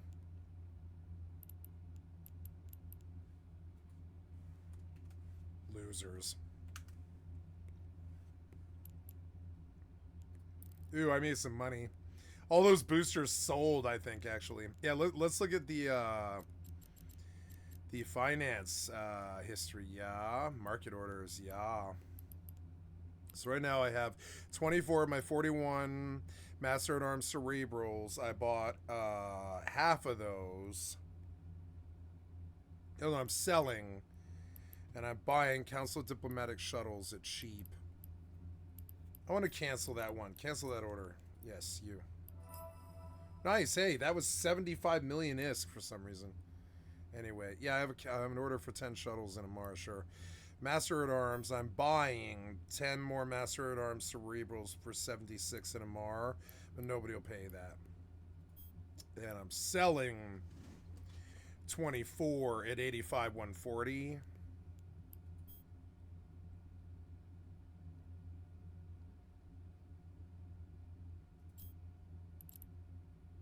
Yeah, I'm selling at 85,140.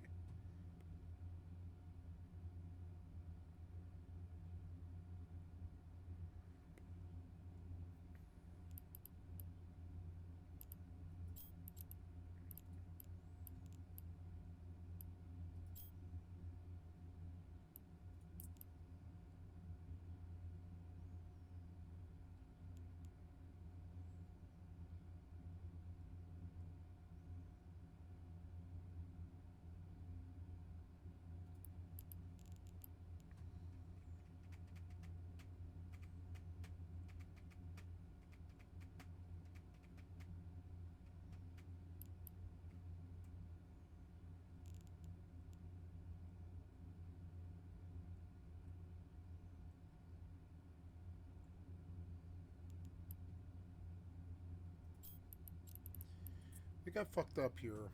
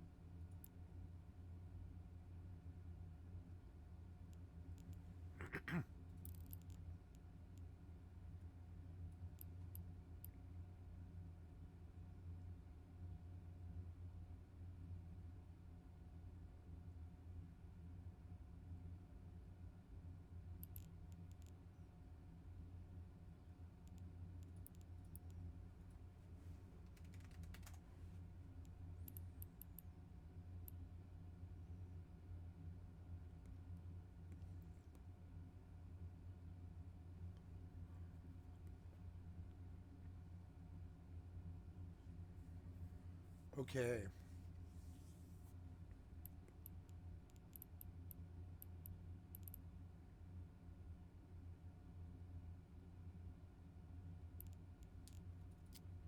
Very good.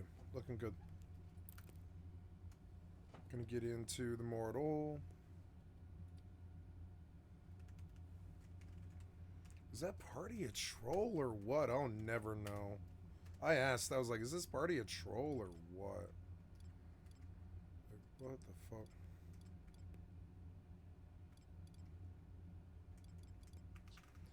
I'm going back to best stock. Oh.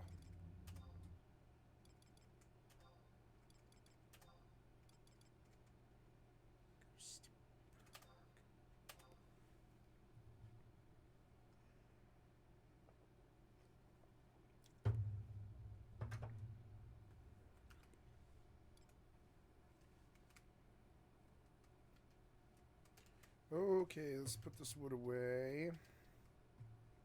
It's a good amount of wood.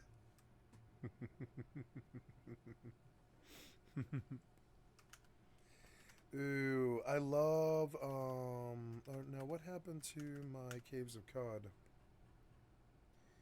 Did you close? Oh, I tried to prevent a really bad thing that I did. I fucked up really bad, and I now have to maybe address that. And I saved attacking a town that I really didn't want to save. Shit. Are they aggro to me? That is an apple farmer's daughter. She's neutral to me. It saved when I teleported here, but it didn't save when I attacked him. Now, and they're apple farmers, and they're peaceful. Zealot of the 6-day stilt. I want to start saving before I talk to them.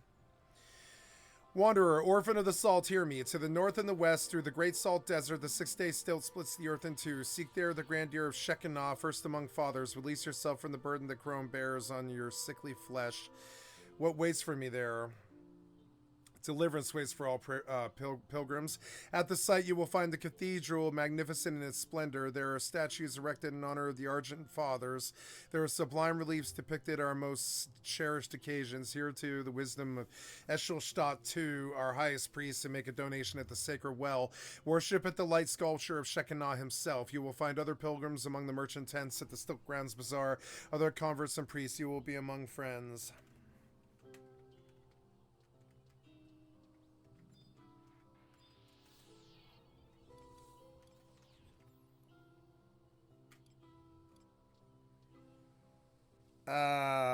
Yeah, I told you to go to Gustaberg and you didn't do it. You didn't do it is the problem here. Here's the quest to go see the 6-day stilt and,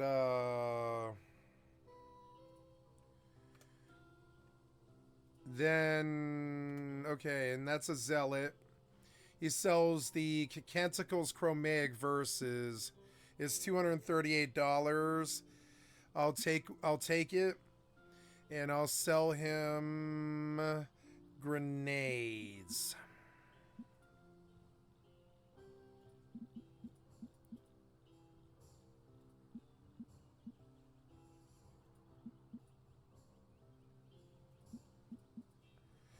And I'll take his Bible and I'll sell him grenades.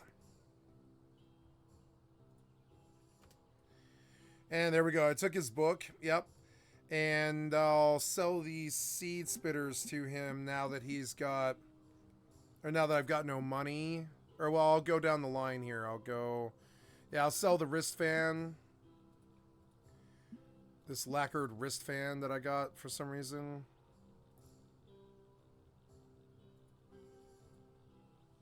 This electrified carbide hammer that's worth 10. Seed spitters, I don't value those. Sold. We'll take your water. Bent metal sheet. Sold. Bloodstained bent metal sheet. Sold. Bloodstained burnt capacitor. Sold. 64 drams. Sold. I have 64 water to travel in the lands with. And in between, I got to like kind of take a look at everything that they had. I have a water skin with $1. I have like $5 or something. I've got 66 bucks, but I don't see it. I don't know why I don't see it, but I don't. It's all right. In the desert, I probably don't do so well, so I probably have to kill a lot. But I do want to live here, and I don't want to make war with these people. And I kind of want to glance around. What's this guy say? He's a apple farmer. Would you care to trade? I could take his food. What was that sound? Oh, yeah. So I have to go drop this wood and continue to farm. That was fun, but I'm going to turn off my flag now. I don't think I want another party. I'll just sit on Thief and I'll flag. Or, well, I don't know. Like, maybe I will find one in the morning. I don't know.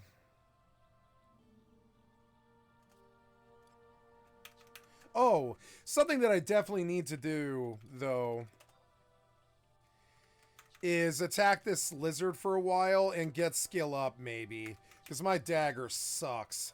My dagger sucks so bad. Like, maybe not this lizard either. I need to go way north, actually. I'm going to turn off my flag. and Anon. And I'm gonna go north.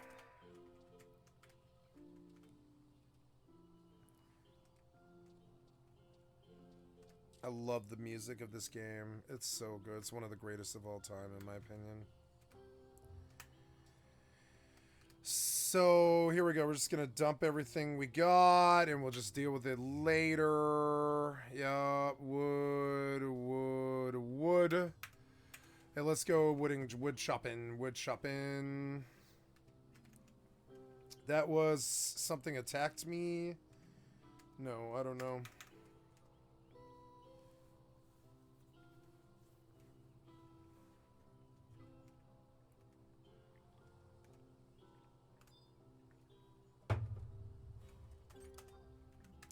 The bird is level 6, but I want to go... I mean, I don't know. Yeah, level 15. I'm 15 now, right? Yeah. So, I mean, yeah, I do need to go all the way north, and it's worth the walk, I guess, sort of. This is the peaceful side of the walk, and I'm not doing anything. So, yeah, we can just point her in a general direction and just send her that way. I want to buy a pet to level now. I want to just start leveling a dire wolf, whether or not I buy a bear or not, and so I'm gonna just start leveling a pet right now because there's money in leveling a pet right now. You know, just leveling it as I go. Animal care is a long train. It's gonna take weeks, and that's okay. So, right now, I went out the wrong side of the goddamn city.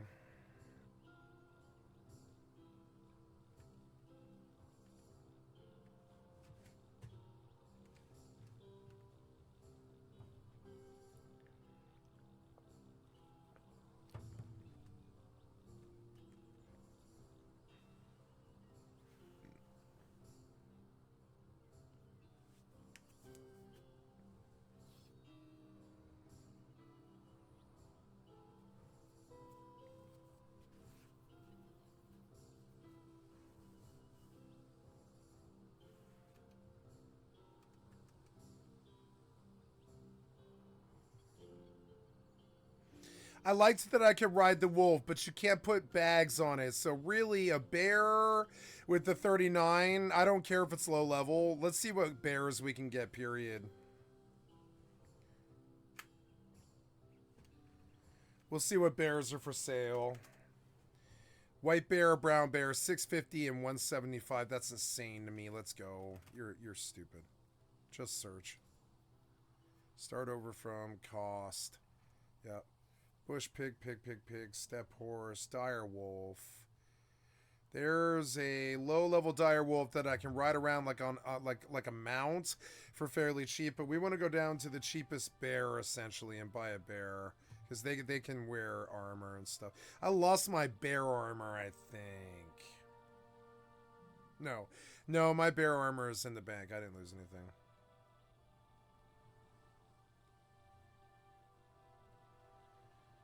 Looking for a bear, looking for a bear, looking for a bear. Damn it, I'm up pretty high now. Come on, bear. There we go. Bear for 42 gold. Just over what I can pay. Of course. There's a lynx. Can you ride those? I don't think so.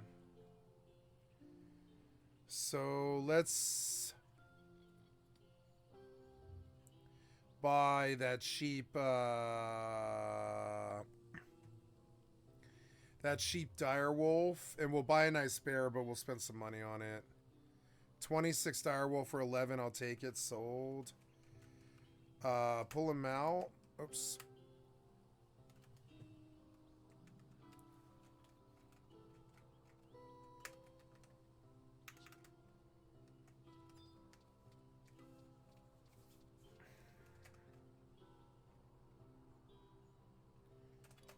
What's the amber? He's like 6, but it's like not the skill up that I need though. I need a Miss Lizard, and I need to tank him for a while, and that's going to be risky. It's all right. Oh, I have. Oh no. Well, yeah. There's the dire wolf. Yeah. So cool. Pull him out. Get on him. And have him take me out.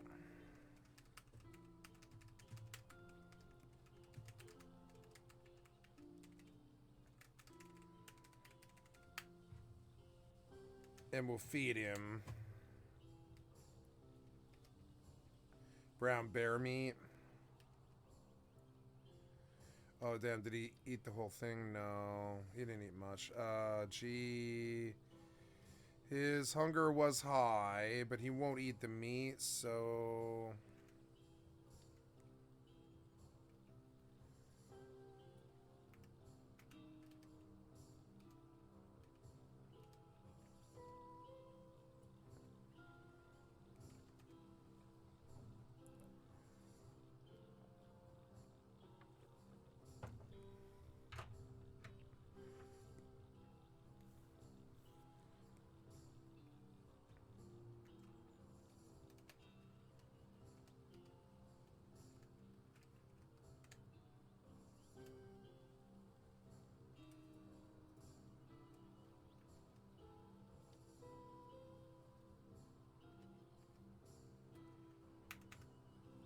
Seems like the direwolf didn't really eat the bear meat.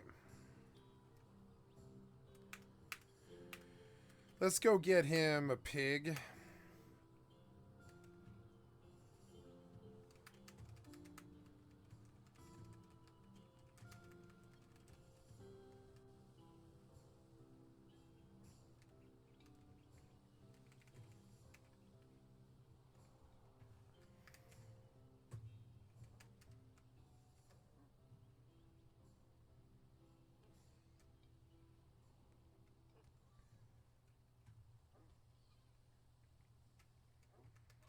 Good, Wolf. You killed your dinner.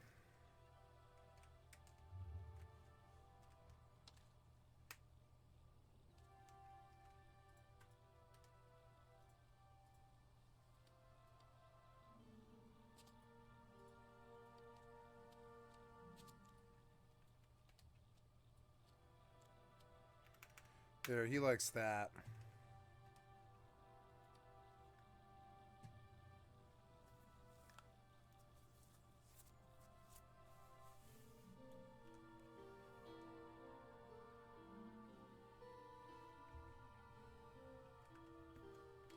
Ah. At least I'm at the bridge.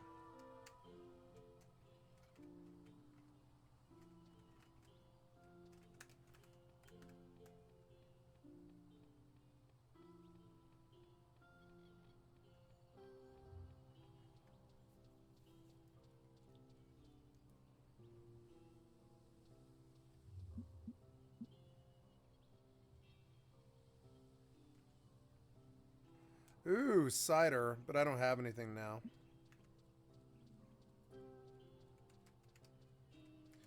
Okay, well, cool. So we see that there is a lot of stuff here, and I've been through here a lot.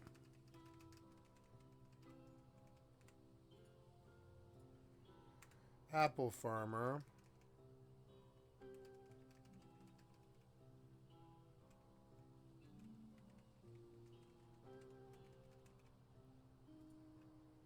Here's a pig farmer.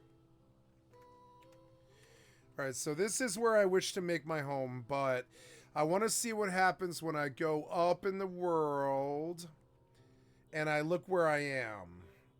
And I see that I've come really far west of where I initially was. And I started... Oh no, I'm sorry, there. So so then if we go down, I'm always here. So we'll make our home here, and that's my chest, okay? And so now we'll explore out from this direction, I guess, and we'll go due north the whole way for a while. Due north, and then no matter what, I can always get back here. So now I also want to store in the chest.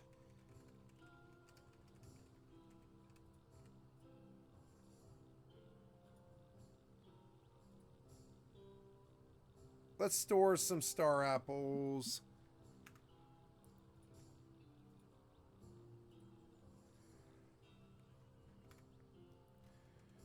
So I need a like a box of my own.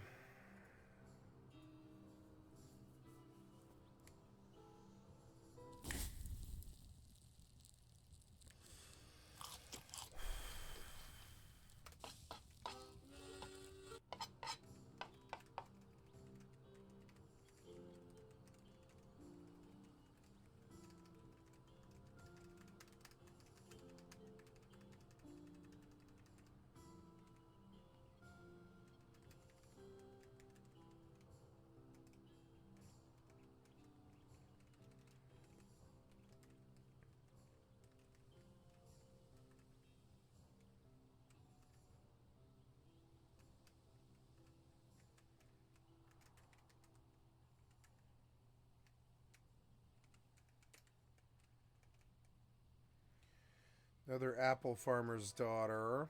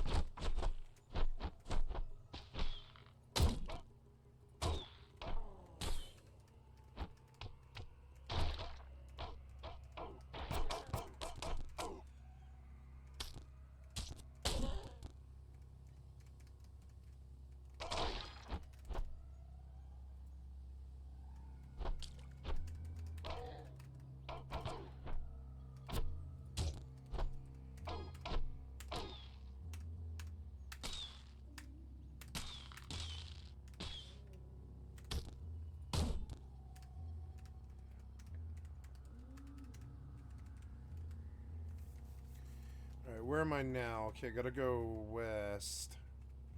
Gotta get some dagger skill up.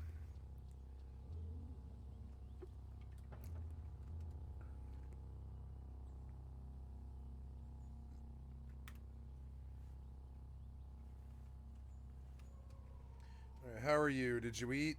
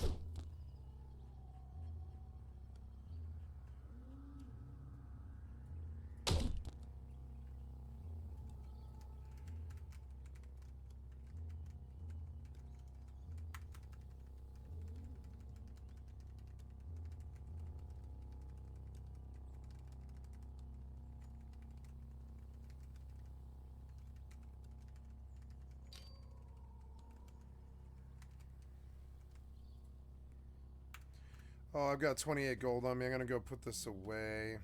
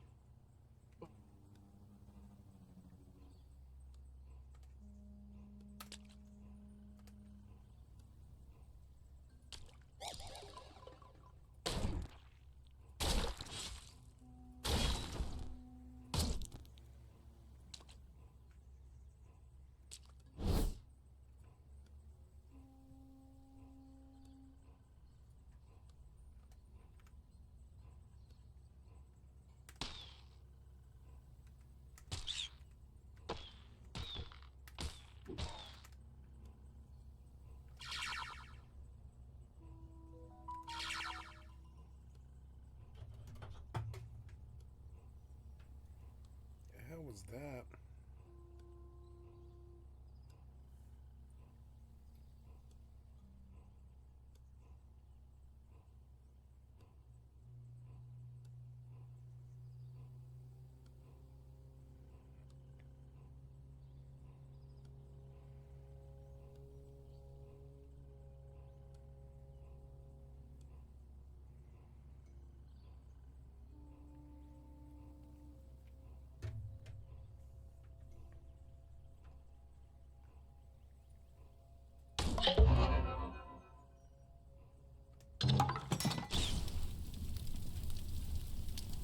my god. I charged and killed him in one hit.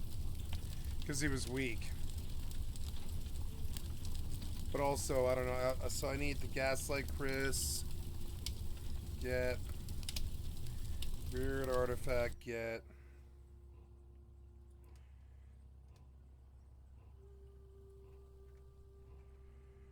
Small Cube. Get. Chem Cells. Get.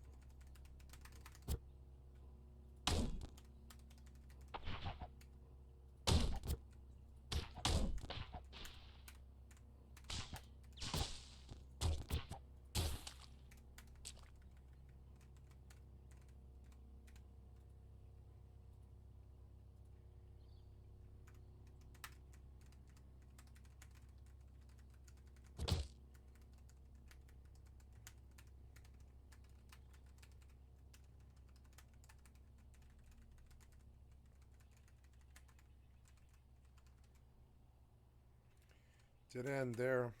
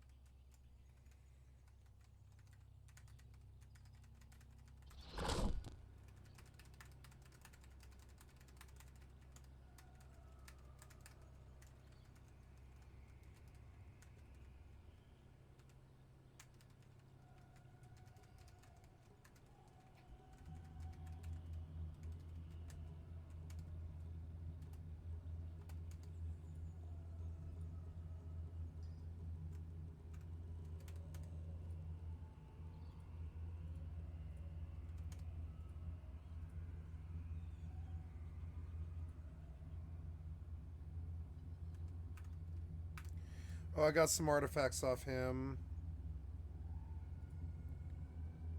A puzzling artifact. Radio-powered chem cell. Okay. Electrified iron longsword.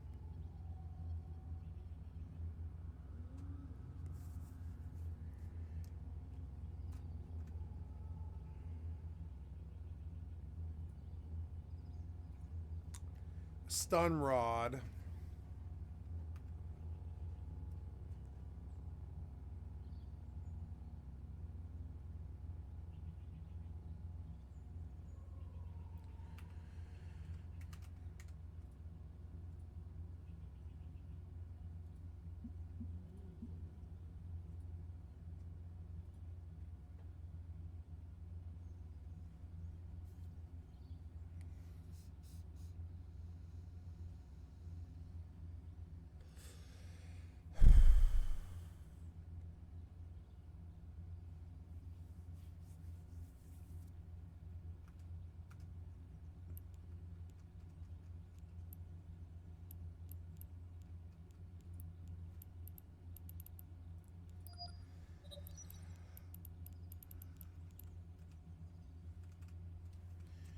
Okay, where am I now? Oh, perfect. I'm almost to where I need to be.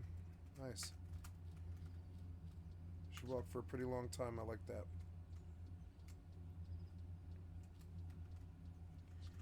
Okay, gotta get skill up in Dagger.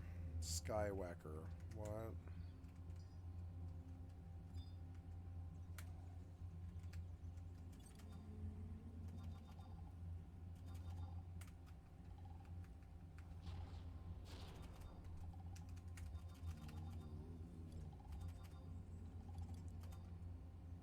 Your skill has increased. Good. There we go. Dagger skill. Go.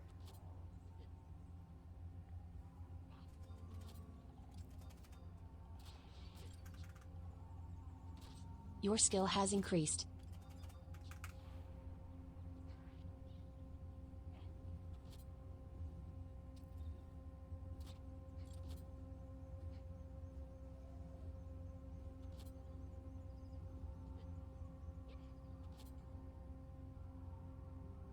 Your skill has increased.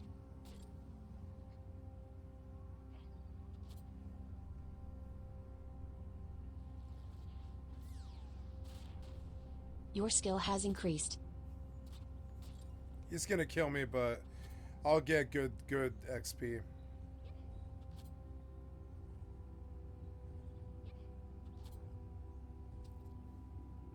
Your skill has increased. You know, I could probably live. I could probably live. I probably don't have to take this death, and I probably won't.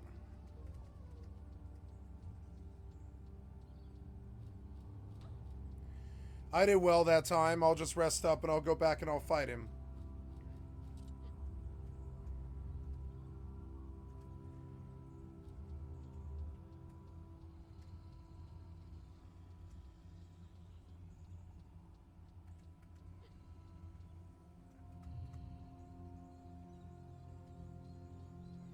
I gave it the old college try, and I got some good skill up off him. When I can kill him, I'm good.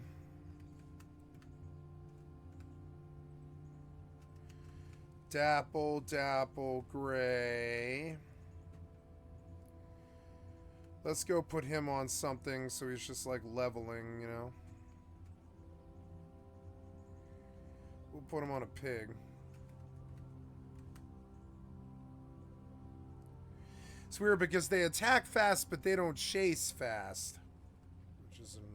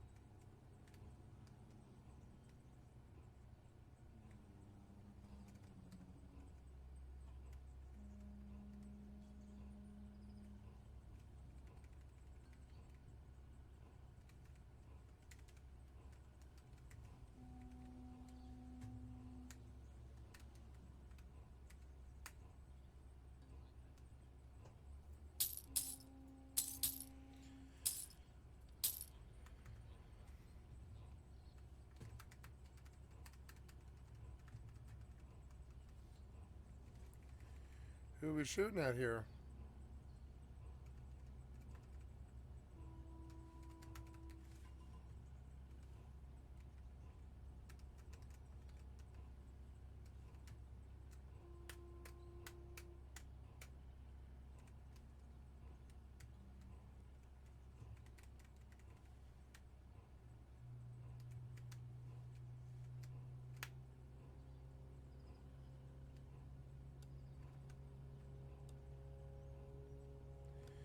Tangraywood.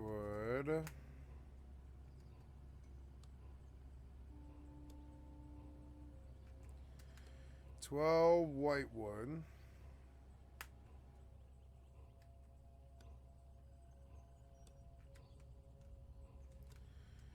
6 white wood.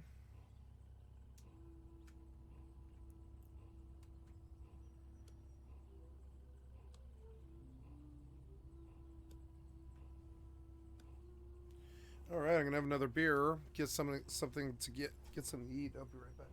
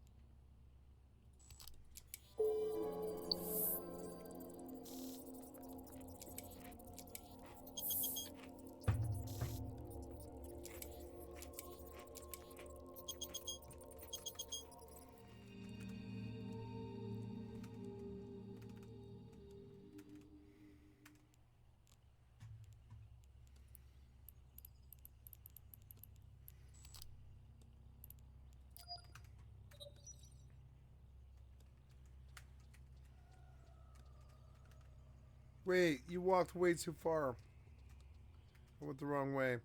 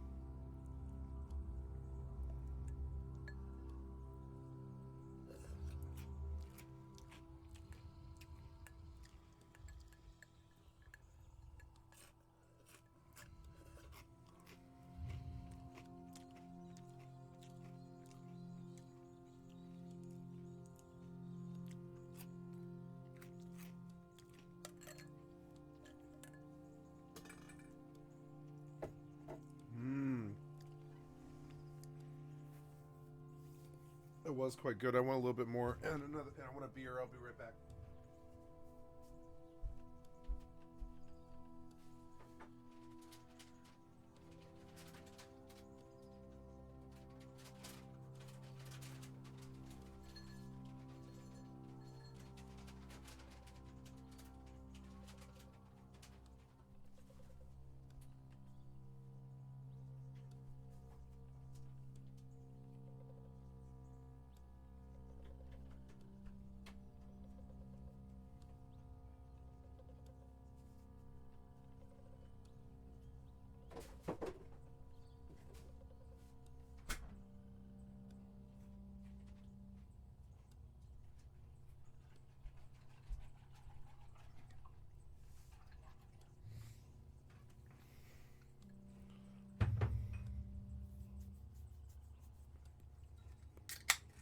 Morning beers. Morning beer. Morning beer, how are you?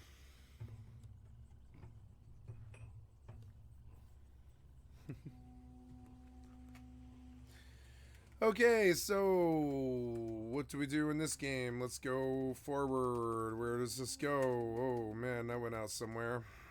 Why is that guy pink? Legendary albino. Wait. Oh, cool. Hey, cool.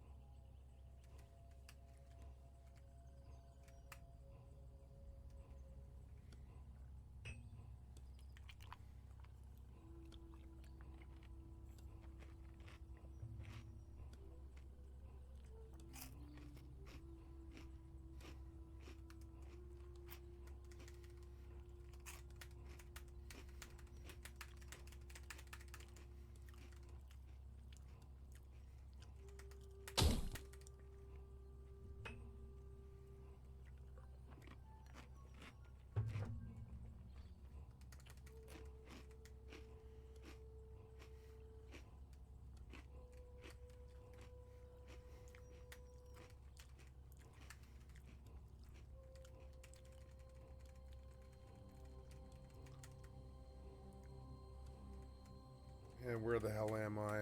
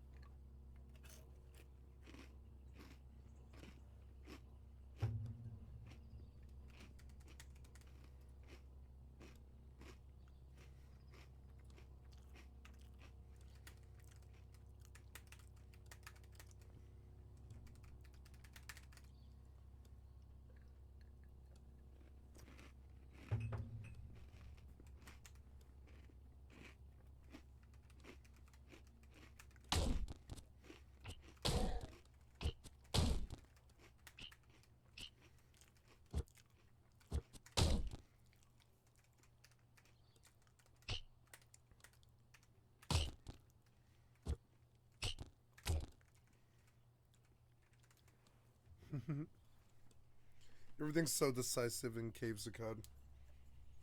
You're either dead or alive in three or so hits.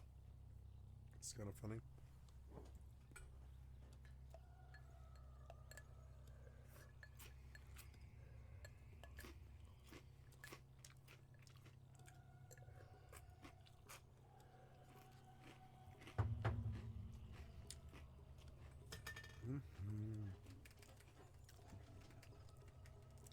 This cereal was like crack.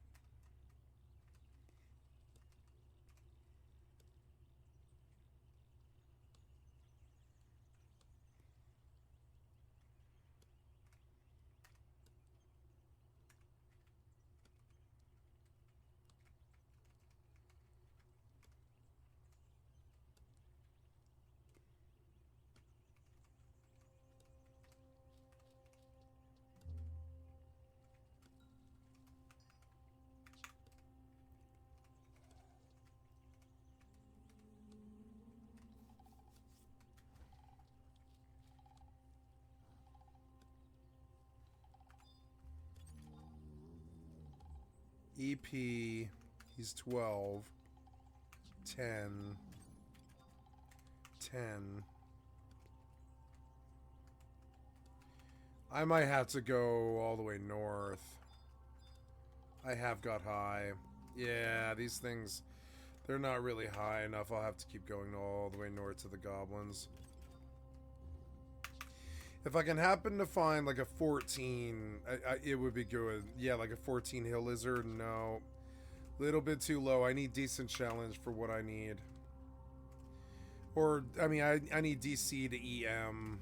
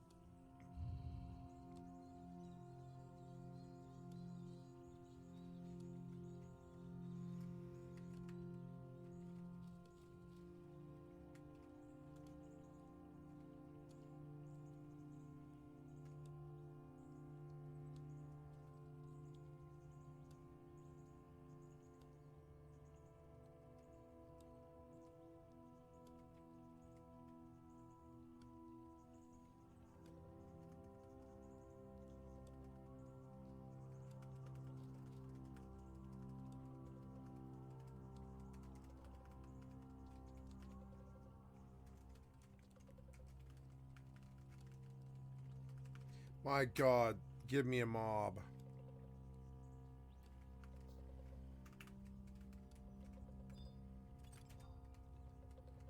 Oh my god.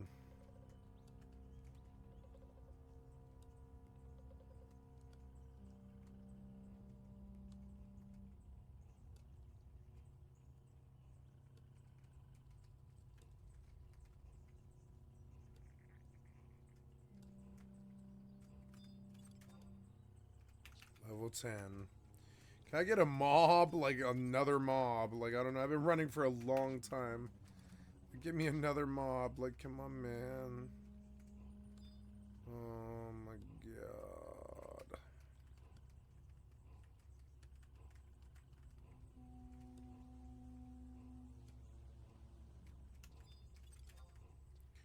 He's EM and he'll kill me. I'll have to go further north.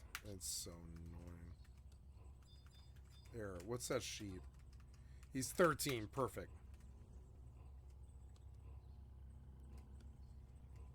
Fight.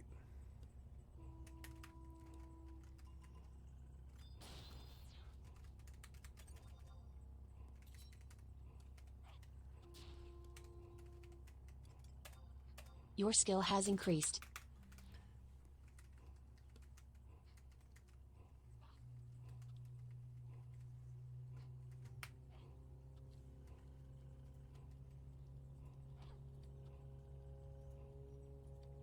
Your skill has increased.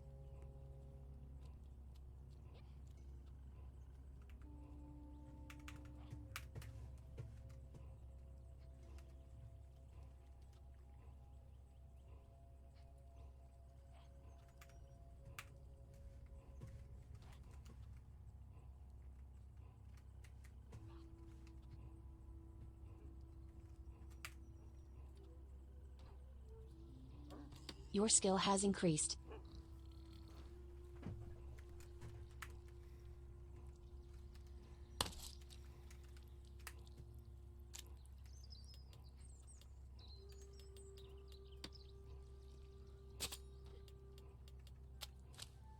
Your skill has increased.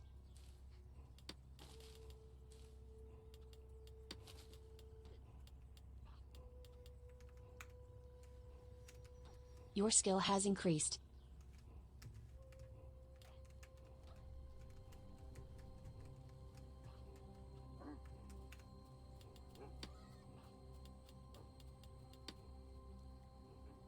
Your skill has increased.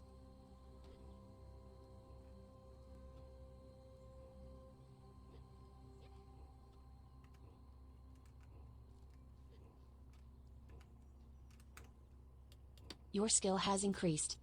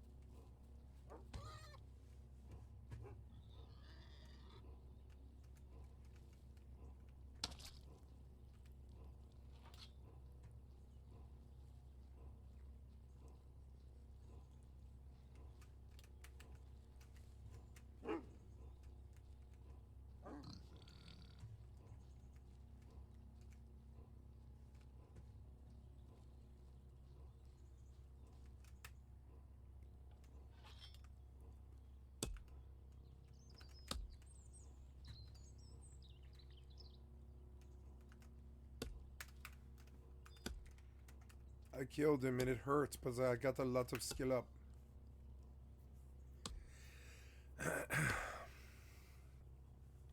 What job traits do I have now? Do I have Treasure Hunter 1?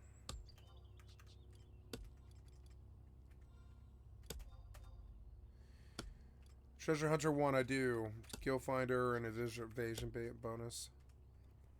Gotta get to 25 for Flea. I suppose I still have like half a shift to go and I will un-anon and look for party now. Yeah.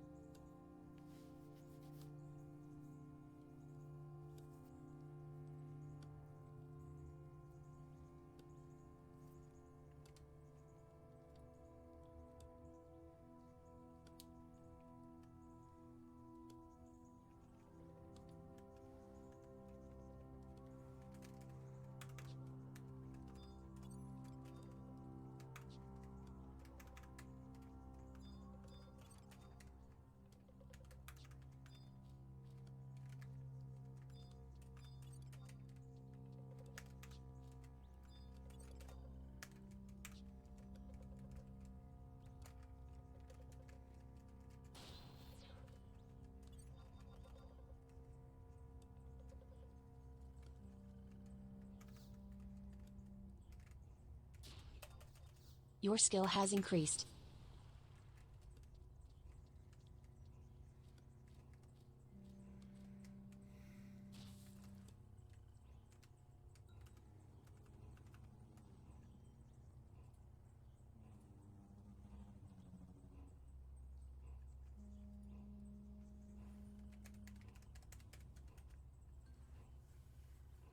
Your skill has increased. Thank you, Shadowfrax, for the excellent content for my stream. I'd like to sub to your channel. Knives and friends, Shadowfrax here with your regular data blast of all things PC Master Your Race skill Rust has related, increased. And today we have a new toy and remote barbecuing solution, and I'll tell you how you get hold of it. But first, a catch-up of everything you need to know about the latest patch, which dropped yesterday as of speaking these words, and there's quite a bit of new info to go through, so pin your ears back and listen up. As mentioned in the last couple of vids, the cargo ship now docks at the freshly reworked harbours. It'll dock at the closest one to wherever it spawns, and only that one, staying there for roughly 10 minutes while some fresh cargo is loaded. Cargo which, if you're on time, can include you, as it's possible to open and hide inside the containers. That's one way aboard, but you'll also notice some other methods, such as jumping directly on or from the 4 new doors that have been added on each side of the ship above the waterline. A couple of extra things to note. Once the ship starts to dock, the bridge swings out of the way and the far side of the harbour becomes cut off, so get there in plenty of time, and the ship will sound its horn 60 seconds before departing to give you a cue on when to get a move on. By default, the cargo ship replenishes its loot every 10 minutes, up to 3 times, and when the ship docks at the harbour, it will attempt to trigger one of those loot refreshes. Although, if all 3 have already happened, it will be unable to spawn any more loot. All in all, this should turn what was traditionally a fairly sedate monument into one typified by long periods of sedateness interspersed with short bursts of extreme violence. A bit like cricket. Cargo ships aren't the only thing getting new tradesmen's entrances. As mentioned before, both oil rigs now have new ways to counter, with moon pools on both connected to sap tubes that can be climbed to level 3 and an extra lower entrance on the large Your one. skill Not has only, increased. But also, both rigs now have brand new dedicated CCTV station models here, which, despite the signs, seem to be working okay, and I'm told the intention is to add these stations to other Your skill monuments in the has future. increased. In last week's vid, I showed off the new minigun, and this was met with mixed reviews, but as I said, it was subject to change. So listen up, and I will reveal all. Your skill has Not like increased. that. This is now a weapon you'll see in the hands of thick scientists, and can be obtained as a very rare drop from said thick scientists and in elite and hackable crates. I don't have all the percentage chance stats, but I'm told it's about an 8 to 10% Your skill chance has increased. to find one in a hackable. They can hold 300 rounds of 5.56, which equates to about 30 seconds of continuous fire, but to reload and unload one, you'll need to be close to a tier 2 Your skill workbench. has Considering increased. the rate of fire, I'd say the accuracy at range is still really good, but they do now have a fair amount of recoil, and here's how that looks.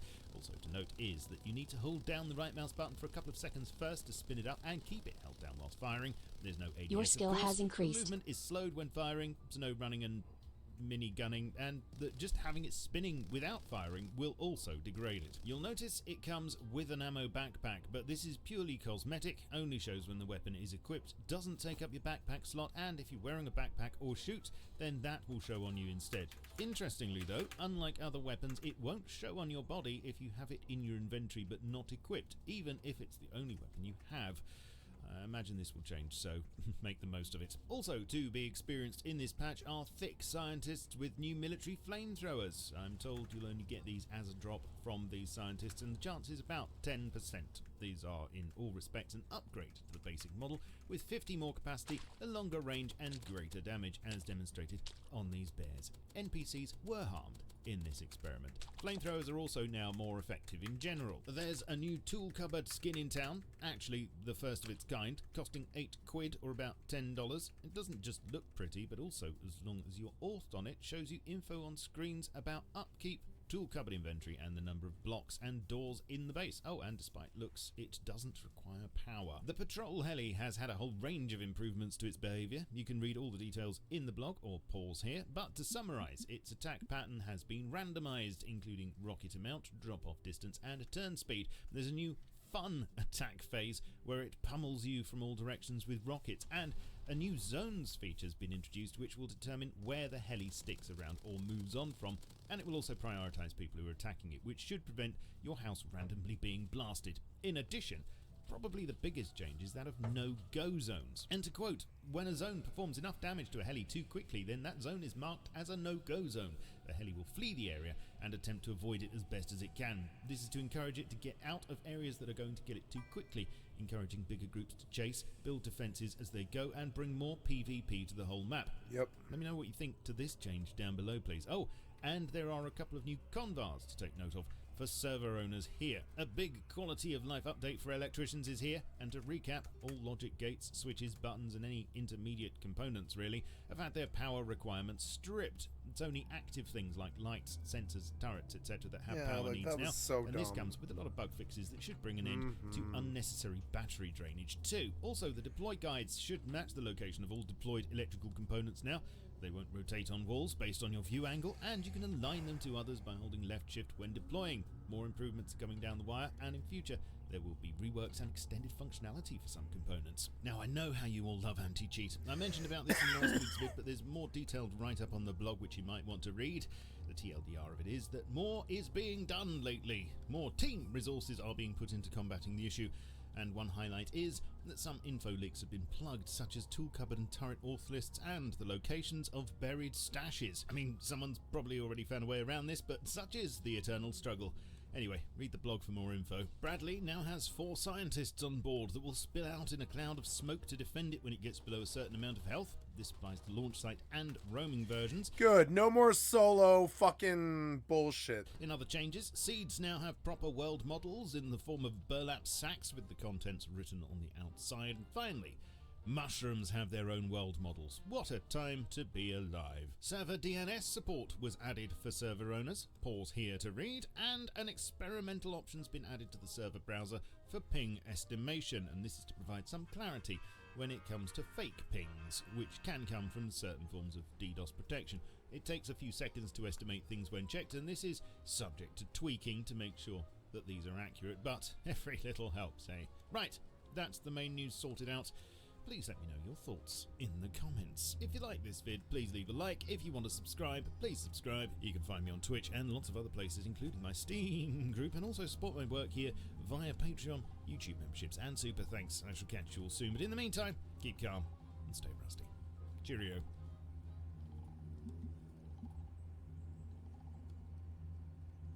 With short bursts of extreme violence.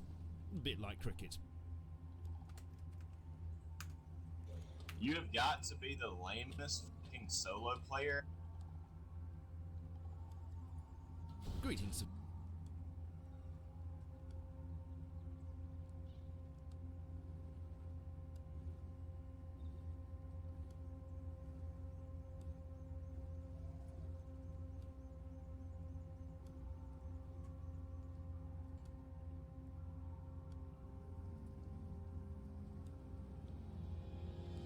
Oh, hello. Where have you been? I haven't seen you for ages. Okay, yeah, I've been a bit busy with stuff too, but I'm back, and here's all your latest Trust development news, including a first look at changes to the harbours and oil rigs, plus some motorbike madness. But first, how are you getting on with that new nightlight? I know there've been 1 or 2 bugs with it, but does it help? Is it a good compromise? Let me know below. So, over on the Orcs 02 staging branch right now, which is currently public, there are a few things to check out, and it does look like April's update will have an emphasis on events and monuments. And so, first, to the harbours we go, where preparations are underway for a major change to the cargo ship event. This is all still work in progress and subject to change. Subject to There's change. some grey box, or rather red box bits, but as you can see, both harbours are now bifurcated.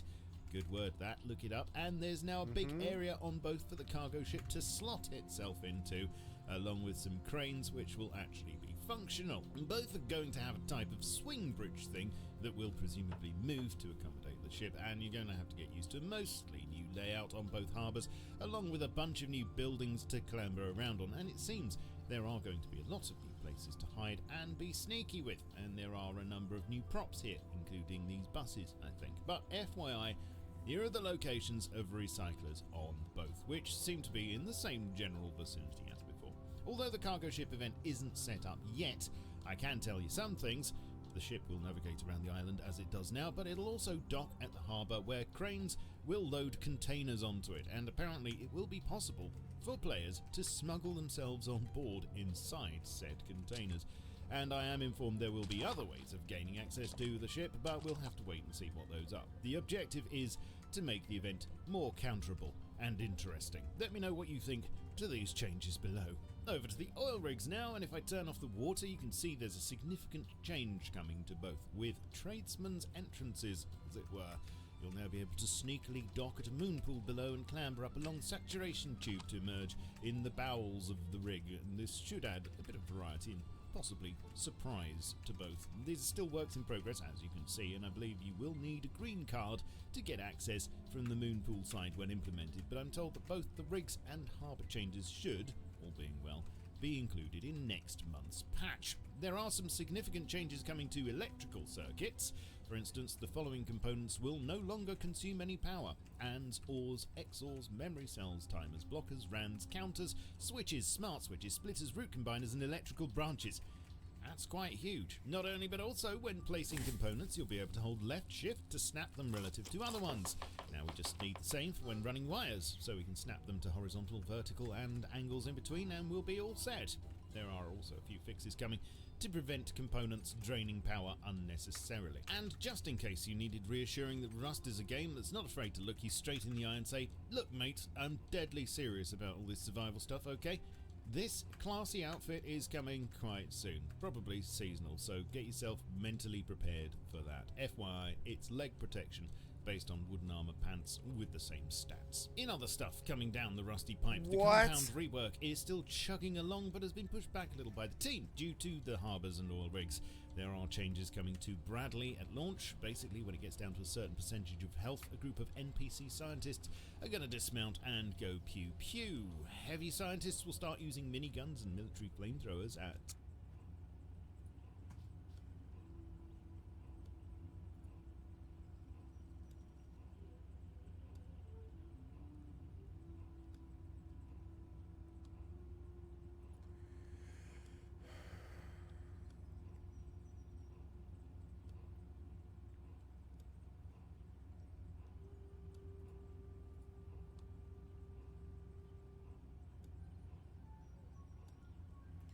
Okay, good enough.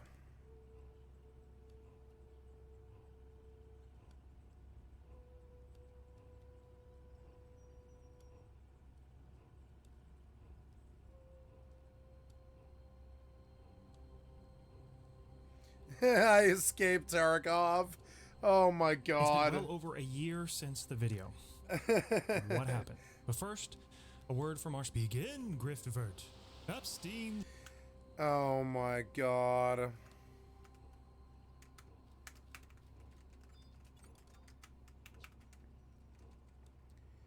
want to kill that sheep, but I can't link him. It's annoying. Yeah, you come over here. Can't get any of your buddies or anything. Kill him. I've got to go to the bathroom, guys. I'll be right back. Sorry.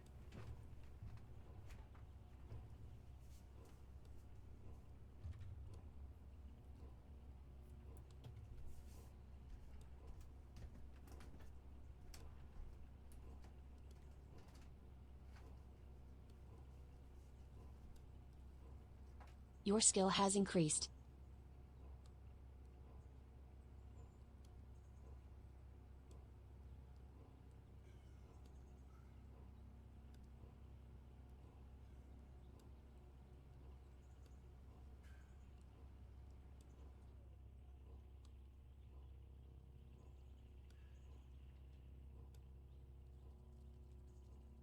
Your skill has increased.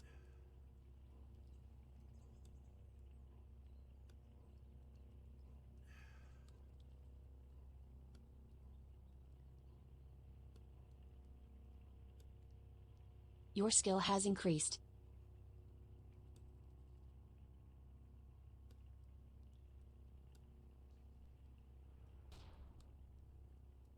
Your skill has increased.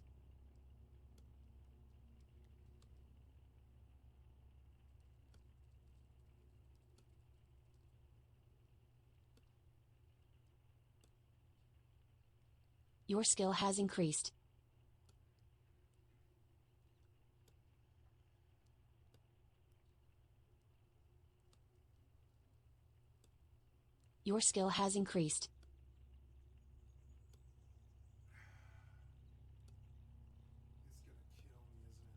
Yeah, that's alright. It's alright if I die, I'm not sad. Your skill has increased. Oh,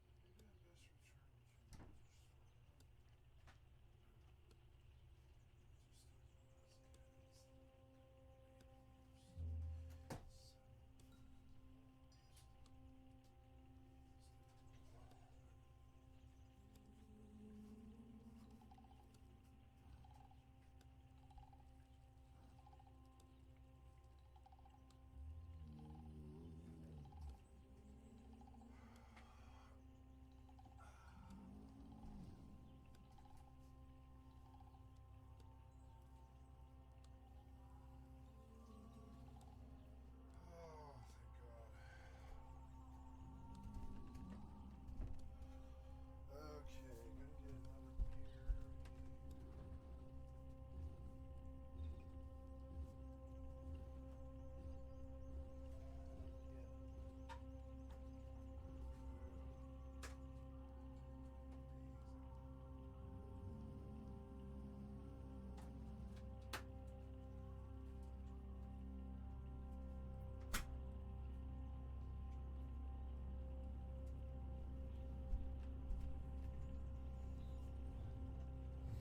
Oh, I left my lights on.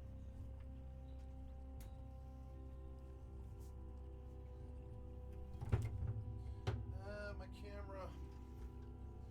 No. Actually, that might have helped. I didn't think about that, but yeah. There. Better. Sorry.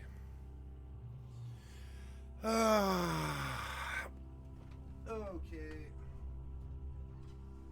Gotta get a new camera stand, and that's annoying.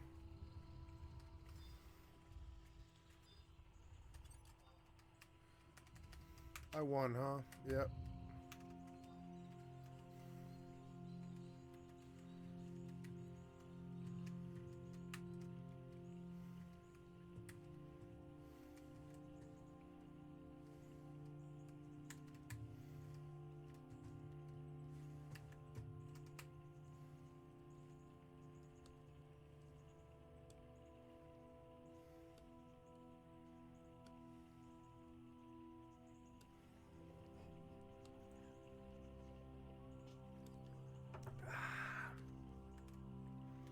I'm gonna turn off the music now. There we go. And yep, we're healing and stuff.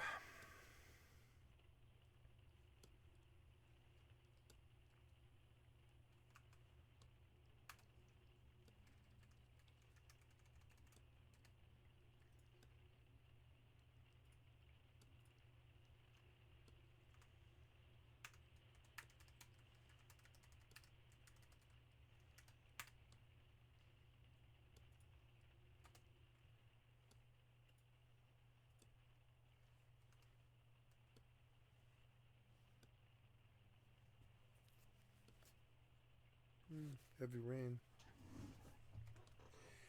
So now I want to go launch. Well, no, I don't.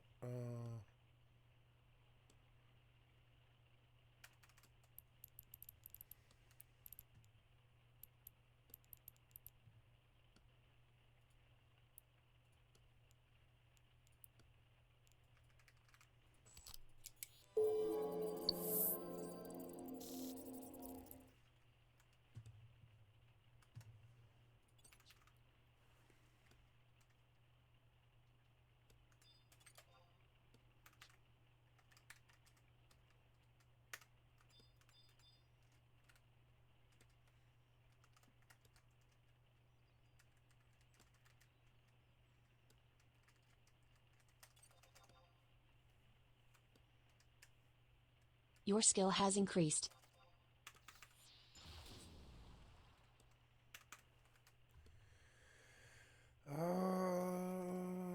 How's this going? Nope, we're depleted. Your skill has increased. I am overweight, but not by much. If I throw the tello away, should be okay. Need to get on the dire wolf.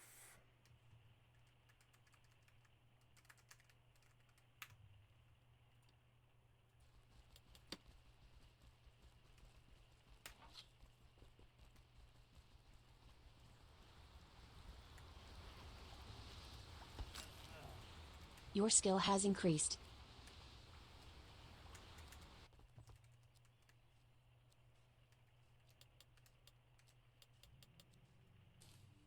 Your skill has increased.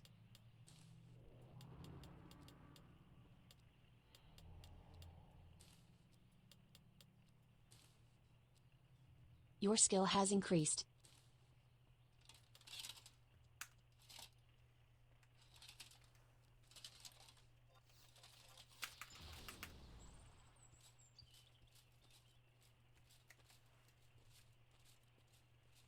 Your skill has increased.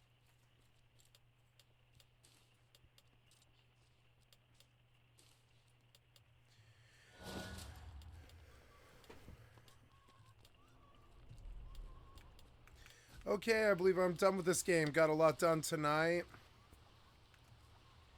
Gonna switch over to some Fallout 76 now. Once this one's closed.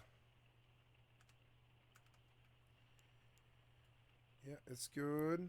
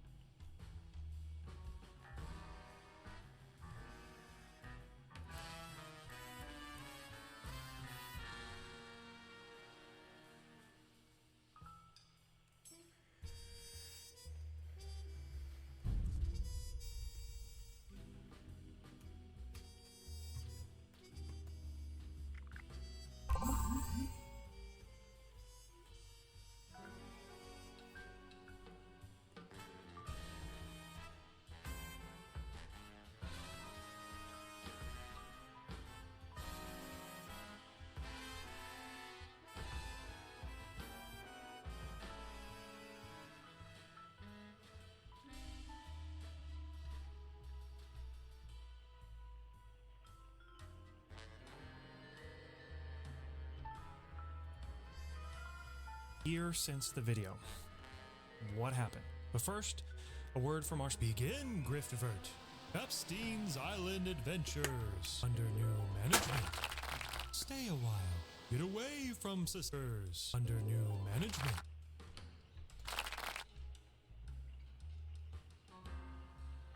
Stay a while. Get away from society's toxic social norms. Bring the whole family. Blackmail powerful people.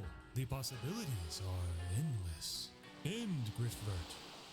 Over the last year, what I've learned is this. The problem is solvable, and BSG has made some headway, but it won't be solved.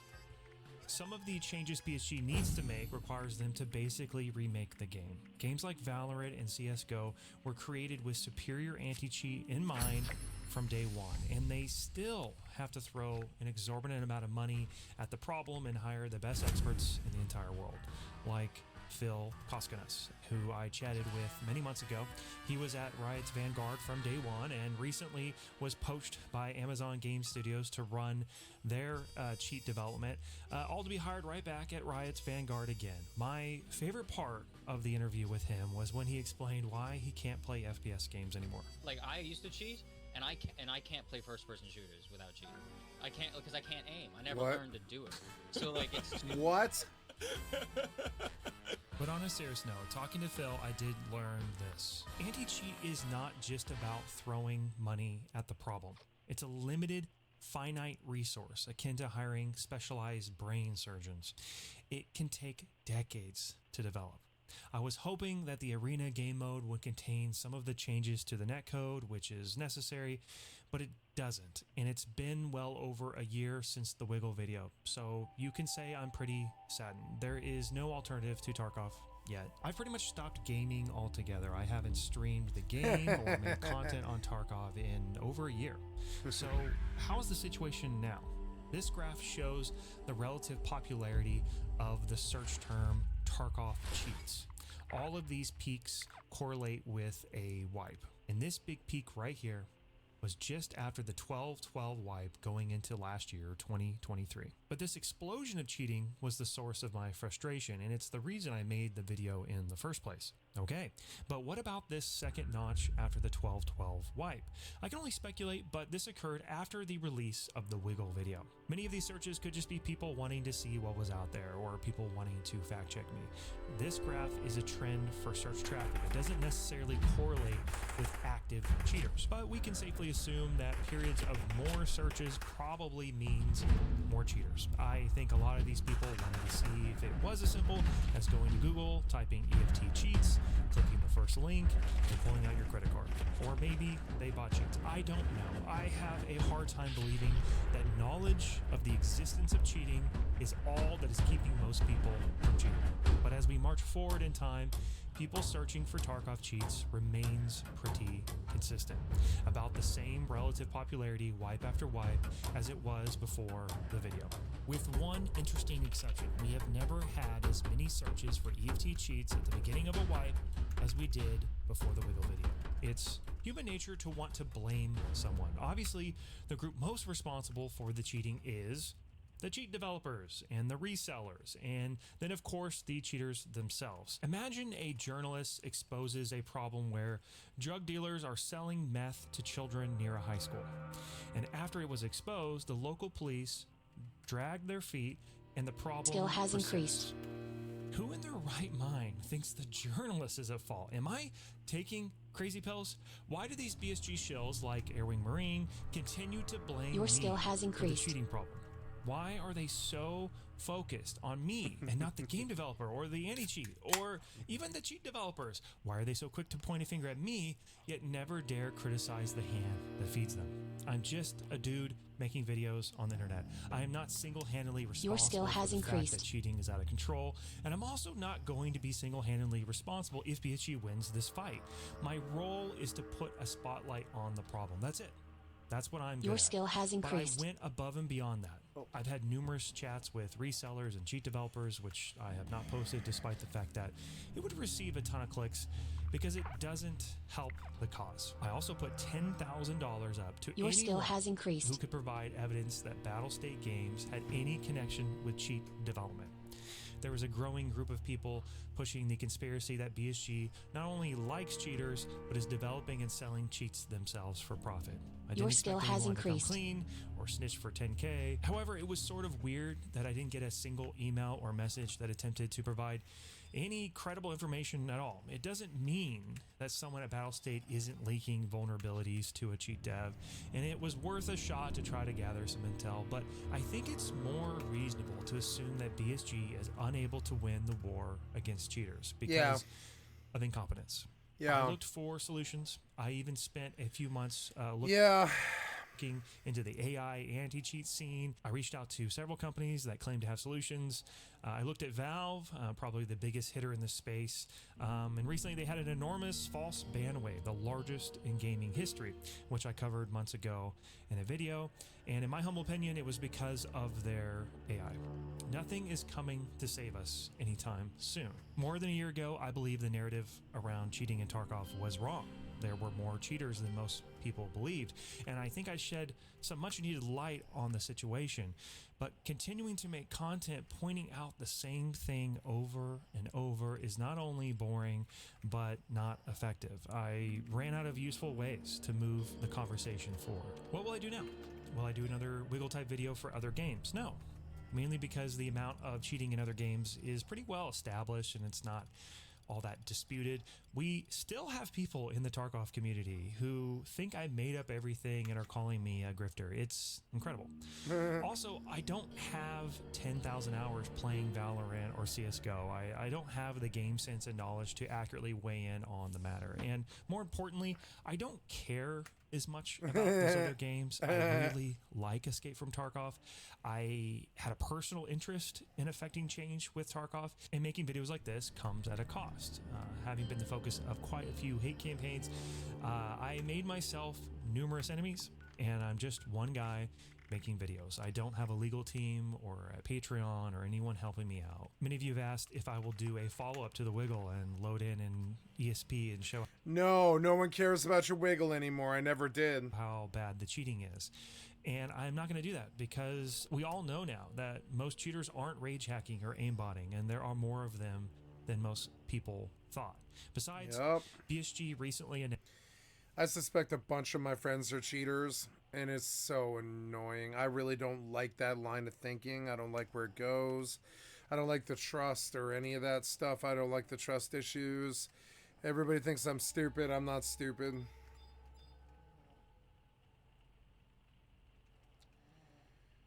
I just don't want to bring it up. I'm not stupid. I see things and I'm like, yeah.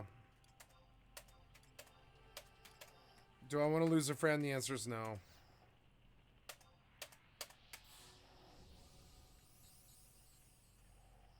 As long as it doesn't affect me. I don't give a shit what you do. 3,000 accounts were banned within a 2-month period. And that's just the cheaters they've caught. Anyone telling you that cheating isn't a major problem with the game is lying to you. BSG is doing a smart move here. Nobody needs to make a Wiggle video anymore because they are freely admitting to how big the cheating problem is. They aren't hiding it. And more recently, Tarkov added microtransactions. So now you have the ability to buy different cosmetic outfits, and you can now purchase stash space as well. Battlestate has continual server and development costs with no monthly income from their active player base. So this would give them the ability to make the changes they need, hire more help for anti-cheat and other things, as well as just finish the damn game and give people what they want. And even better, it focuses on retaining loyal customers over a long period of time rather than selling new accounts. They could do many things. Imagine how much fun it would be to have voice line packs if they partnered with, say, like Landmark, Lupo, or Pestily. Like, why don't they have a Mosin Man skin or skins for armor and guns that don't give any competitive advantage? Imagine a Dr. Disrespect headset complete with his shades and a wig. Personally, I would go as far to support a like premier membership or something for 10, 15 bucks a month, where the matches are audited more frequently and the lobbies are primarily or completely filled with other players with memberships. But what now? I guess my question for you all is, what do you want from someone like me? I haven't made a video about Tarkov in over a year, and I'm called a grifter. Is this channel dead? Maybe. Do you want me to relentlessly point out all the mistakes BSG is making? Should I keep hammering the same points home until the game dies? No. I reached out to Nikita and BSG for comment. I would have loved to chat with them about all this. I know they won't take me up on this for obvious reasons, but I think I've been pretty damn fair, and I've kind of explored every avenue possible, and I'm just at the end of my rope. I really don't know what to do. What do you all think? Maybe I've just escaped Tarkov.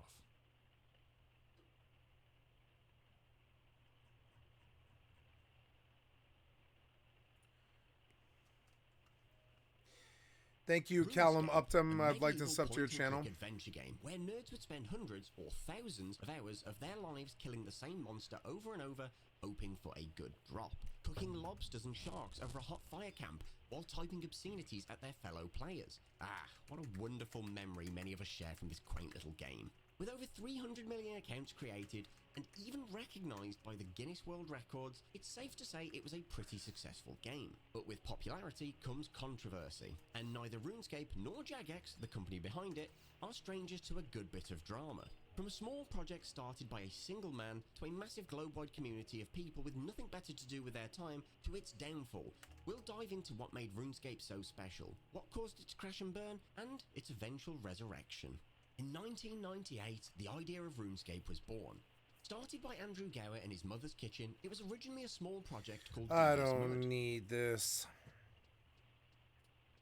Cryptocurrency and NFTs. Thank you, John, These for the much-despised exclusive stream. I'd like to sub to your weaseled their channel. way into the gaming industry in 2021, and somehow they still haven't left. Remember how they said NFTs would let you bring a pickaxe from Minecraft into Call of Duty? Obviously, that never happened, but desperate crypto bros never got the message. Asset flips, Ponzi schemes, and broken promises formed the holy trinity of the perfect crypto game. With Steam having placed an outright ban on anything crypto or NFT related, these unregulated investment schemes have been relegated to the bowels of the PC gaming marketplace, the Epic Games Store. It's hard to be unbiased at this point. I've played well over 50 crypto games, and not a single one of them has justified a rating higher than 5 out of 10. But advancements in AI technology have introduced a whole new wave of internet slop. It was only a matter of time before the crypto bros got their hands on a Mid-Journey subscription, and oh boy do they love this thing. But I'm John. I still make content the old-fashioned way, which means it's time for another diarrheal deep dive. I've carefully chosen 6 brand new crypto games from the Epic Games Store for today's video. My selection method was simple. Type blockchain in the search bar and download the results in alphabetical order. Besides, Tim Epic said that they wouldn't allow crappy games on their platform, so how bad can they be? One of them features such egregious copyright infringement that they preemptively shut their whole website down just from seeing my face in their Discord. Yeah, it's gonna be a good episode.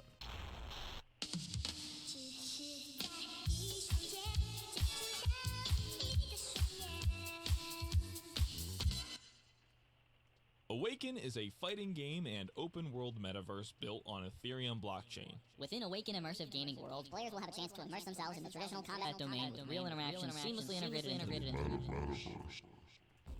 The store page features no gameplay footage at all, or screenshots, Oh, I just forgot 4 fire seemingly crystals. Yeah. AI-generated images. After launching the game and signing up for an account, my eyes are immediately cursed with the image of a smooth, nude man. Looking to the top right of my screen, I noticed that I was assigned a Bored Ape NFT as an avatar.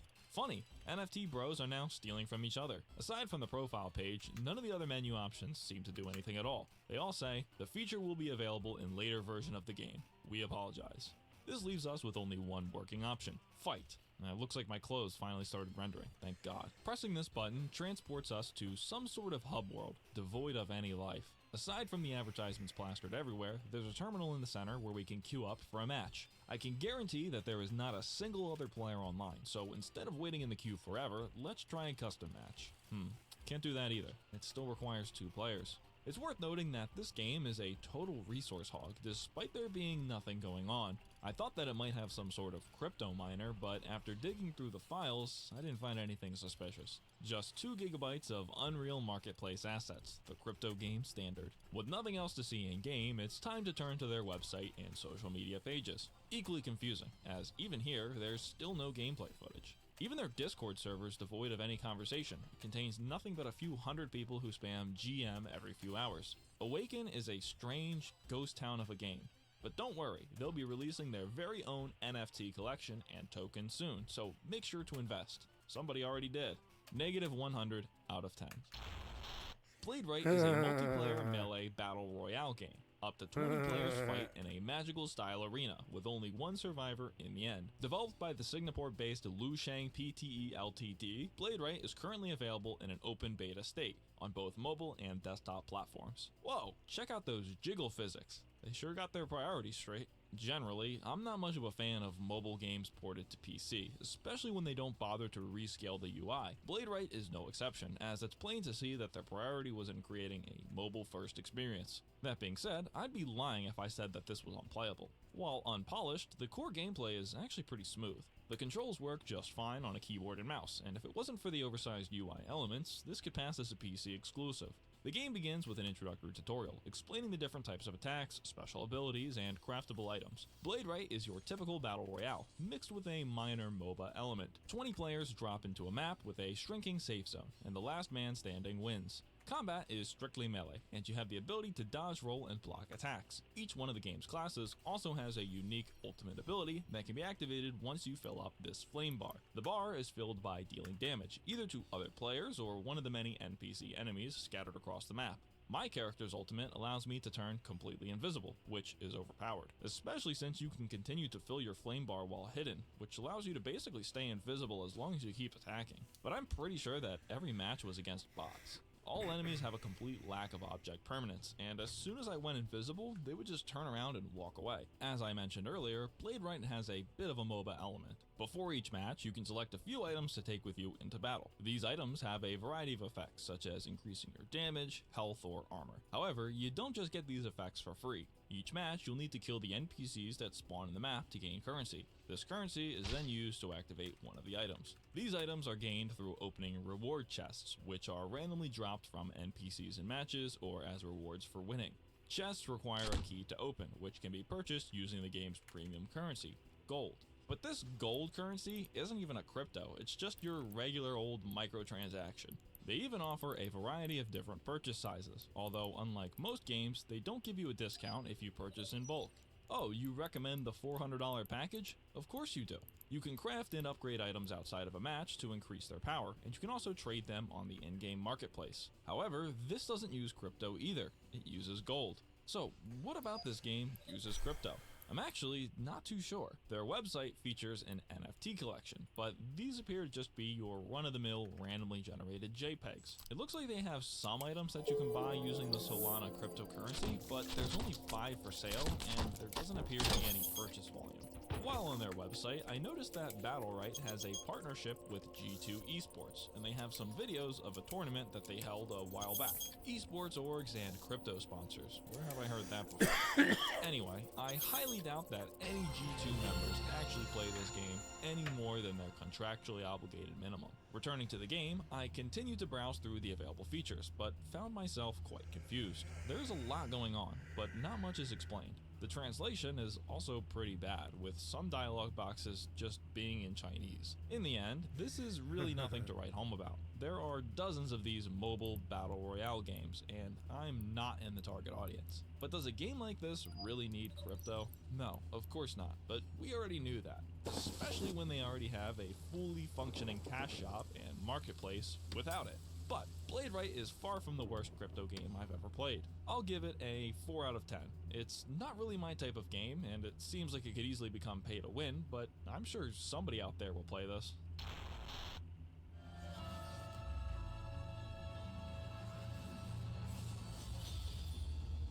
It's unplayable. In all seriousness, Blade of God X is the sequel to the mobile game Blade of God Vargur Souls. Unfortunately, it is only accessible during designated test periods, and apparently, I just missed one. So, we can't play it, but we can watch some gameplay footage on YouTube. Yep, this is definitely a video game. This is boring, and I don't think it's very interesting, and I don't really think,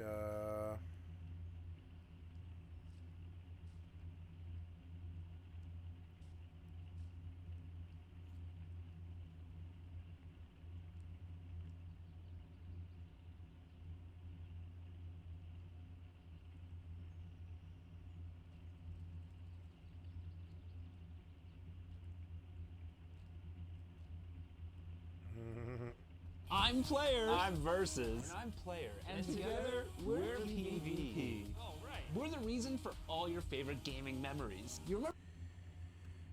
Wow. I can't believe how much of a rip-off that actually was. It was like Jakey, Attorney at Law. And it was really bad. Remember playing GoldenEye in your basement with your older brother and he knew all the cheats so he kept killing you and you couldn't get a single kill in, but you still loved it because you were 5 and you didn't know any better? Yeah, that's thanks to PvP. No, I don't. Or what about rushing home from school to play Modern Warfare 2 with all your friends? I remember Don't you love that? being the brother. Because of PvP, baby. Or maybe you like getting those sweet victory royales on Fortnite with your homies. That's because of PvP. I'm sorry. We're PvP and we make gaming better. And I'm MMORPGs. Where did everyone go?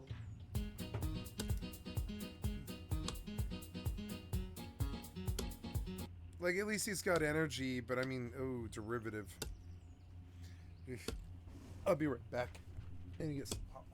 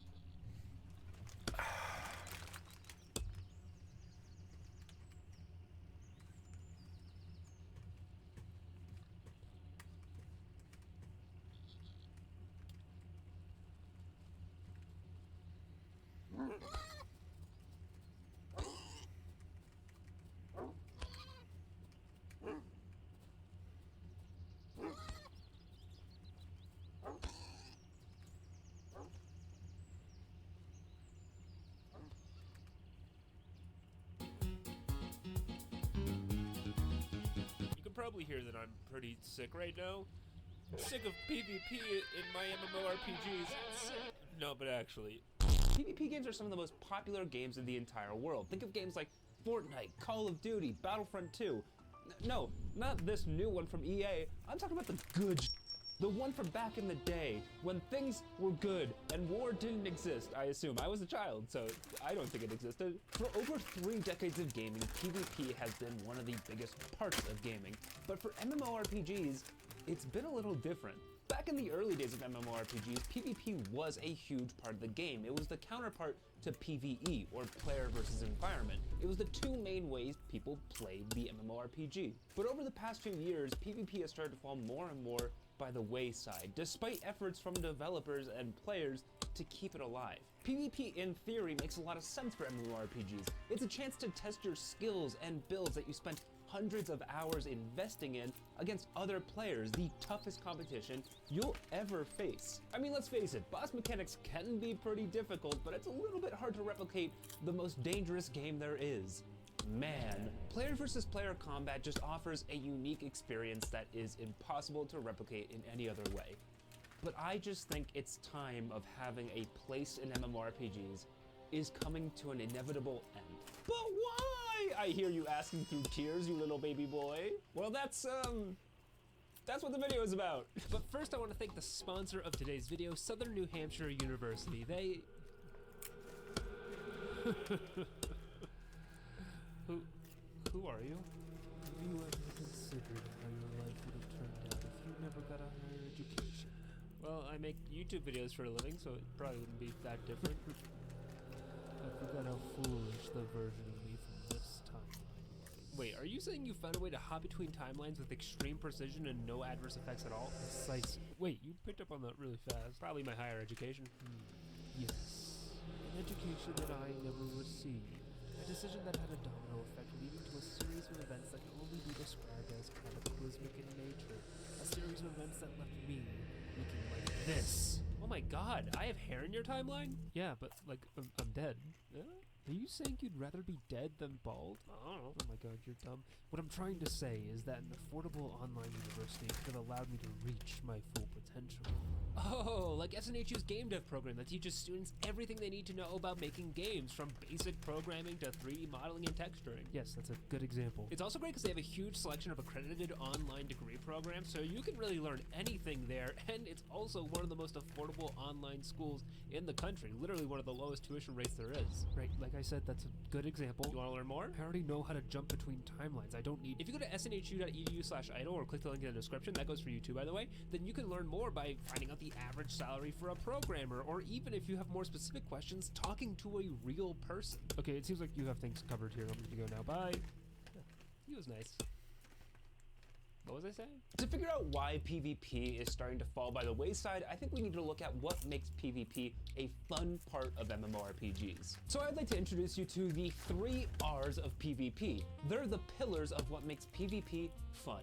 Let's start with the first R, reward. Obviously, for content to feel like it's worth doing, there should probably be a reward for it. Do you think players would do quests if there weren't quest rewards, even if it's as little as experience? Probably not. Quests suck. So to get people to engage with PvP, you gotta give them a good reward. PvP rewards can come in a lot of different shapes and sizes. It can be something like the player you kill dropping all or some of their loot for you to pick up. Or it could be making progress towards certain PvP specific reward shops, like in World of Warcraft. Or the game could do something wild, like having the players drop specific items that have a hard-coded price when sold to an NPC that can be abused by millions of players and bots alike to basically throw the economy into shambles. That's what RuneScape did, and this was never a good idea. The second R is risk. PvP is fun because it's dangerous. If there's no risk and you're just gonna be stomping on every single person you come across, it's not gonna be as fun. Now I hear you undead rogues in World of Warcraft open world PvP who like to corpse camp level 20 players while you're level 60 and have nothing better to do with your lives, but for the most part, players do enjoy feeling like at any moment they could be caught off guard just as much as they're catching other players off guard. Risk could be hand in hand with the reward. If you drop all your loot on death, then yeah, that... Yep, I would agree.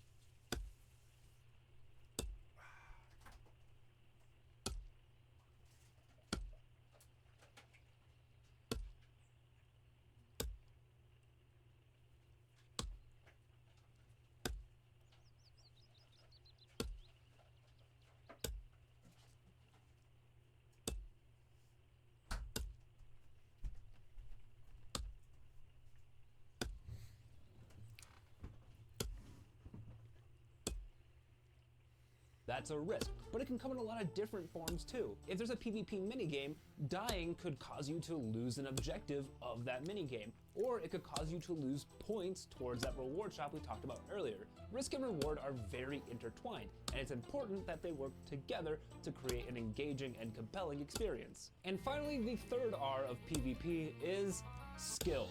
The R is silent. Shut up. What separates PvP from PvE, in my opinion, is the skill required to master it. This isn't to say that PvE is easy, but there's nothing that matches the skill required when another person can predict and react to your moves extremely, extremely quickly. I mean, I guess one day we'll have like ChatGPT built into our NPC so they can actually predict what our next move is going to be, but until that point, PvP, in my opinion, is the mountaintop of skill. So with these 3 pillars of PvP established, how can we balance them to make PvP fun and worth engaging with? Well, the truth is, you kind of can't. And that's because of a secret 4th R that I didn't tell you about. Accessibility. There's no R in this one, I just lied to you about that. Accessibility is what makes PvP so difficult in MMORPGs, and it's a problem that other PvP-centric games don't have to worry about. The thing that's required to make PvP popular in an MMORPG is a low barrier to entry, so you can have players participating in PvP.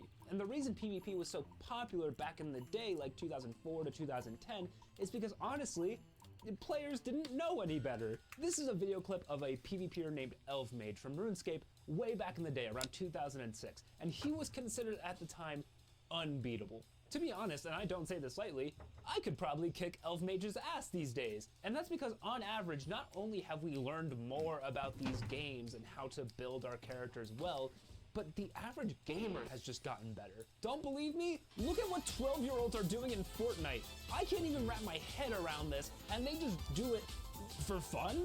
This doesn't look fun. This looks miserable. In reality, I would stand no chance of kicking a 12-year-old's ass these days.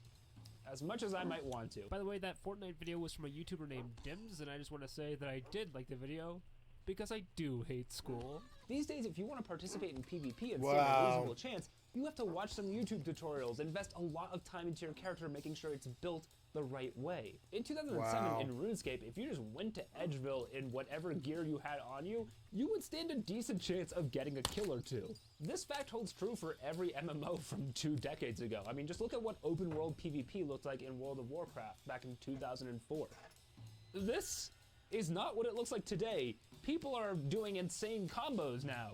These people were just messing around, having fun in an MMORPG. How dare they? The reality of the situation is there's a lot more people like me than there are people who are good at PvP playing MMORPGs. That's not to say that people can't get into PvP as new players these days, but it just requires a time investment that can be daunting to most people. So keeping this barrier to entry in mind, how do we balance these pillars to try and keep PvP accessible while making it good? Okay, so obviously you're going to want to minimize the risk so that players don't feel like they're going to lose everything they've worked for by trying to learn PvP, but you also want good reward, so we're going to bump that reward up. Well, I guess we could do some sort of skill-based matchmaking so that skill is always balanced, but then how do we do that in open world PvP, which people really love? And it doesn't even make sense to have rewards so high if the risk is so low. That defeats the point of PvP. So balancing this is obviously really goddamn hard, especially when you take into account open world PvP, which is the mainstay of MMORPGs. In case you don't know what I mean by open world PvP, that's just the concept of being able to fight other players in the world of the MMO without having to enter into combat or go into a separate instance. It's just PvP in the flow of the game. Examples of open world PvP are the wilderness in old school RuneScape or contested zones in World of Warcraft. Once you enter those zones, you're fair game to be killed, even if you're just trying to kill some monsters there for their loot. The difficulty with making open world PvP fair and fun is a big reason why a lot of MMOs don't just do open world PvP. So you know what we have to do, friends.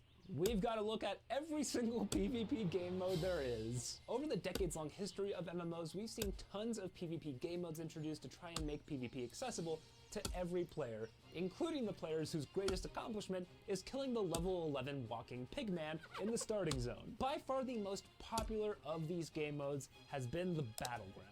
The Battleground typically consists of 2 groups of players competing to complete an objective in an instanced area. A good example of this is Castle Wars in RuneScape, which is a capture the flag minigame with 2 teams who can kill each other freely. Or Arathi Basin in World of Warcraft, which requires players to capture objectives and hold them for enough time to win the game. Battlegrounds are trying to emulate the Call of Duty style game modes that were so popular in the late 2000s and early 2010s. The interesting thing about Battlegrounds is that killing other players isn't really the point. Killing other players is just a means to an end to complete whatever the objective of that game mode is. And because these games are in instanced areas, it's extremely accessible because of the complete lack of risk. Dying in these game modes usually comes with little to no penalty outside of the game mode. The only point is to try and win and make progress towards whatever the rewards for it are.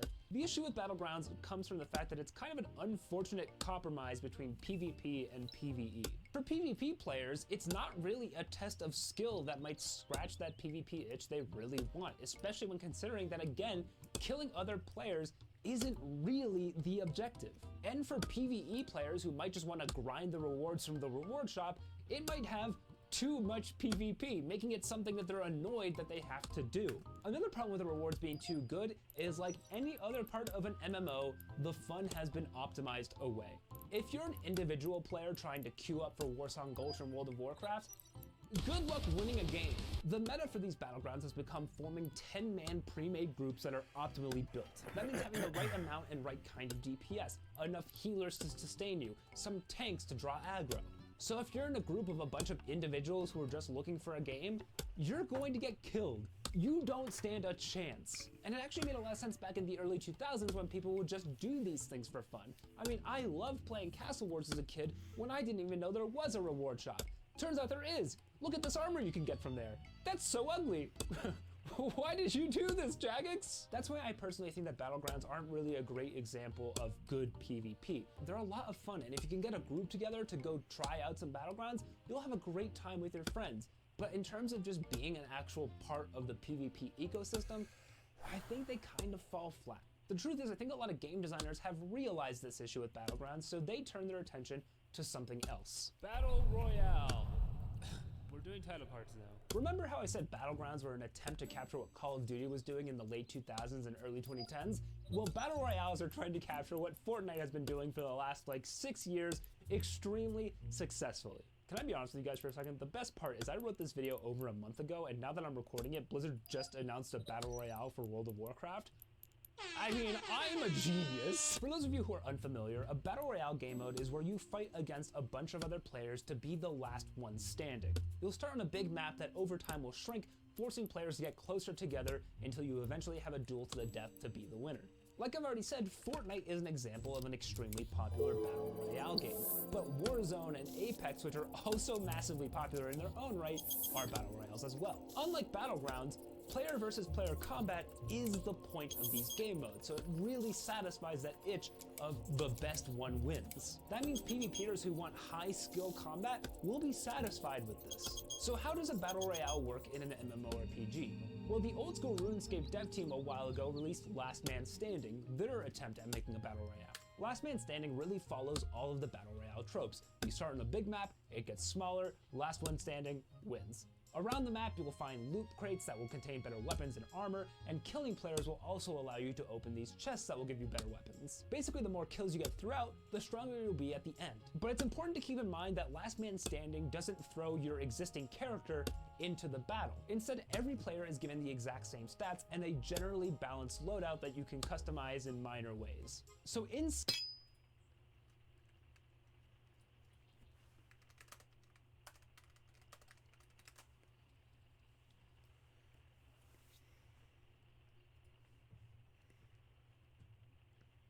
All right, I haven't done this for a bit. I haven't watched Asmongold in 4 months or something. We're trying it again. I'm gonna Thank you. practice a I'd little like bit to for sub the to your tournament. channel. They said they nerfed the fire thing, right?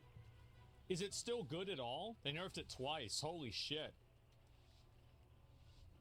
I'm gonna make a point. You monetize mental illness. Managed to do so a ton of people to live. It's the ultimate grift. I'm arguing to make a point. You monetize mental illness. You're unhappy about something I said. You're lying to yourself. And you're leaving the house. You're mad about the way I live. If you're unhappy about that, then why would I mean that's fine. I mean everybody's gonna have an opinion about something. I find it interesting to me that that you think that it matters. Oh shit, I'm hitting the wrong button. I haven't played this for a while, so I forgot.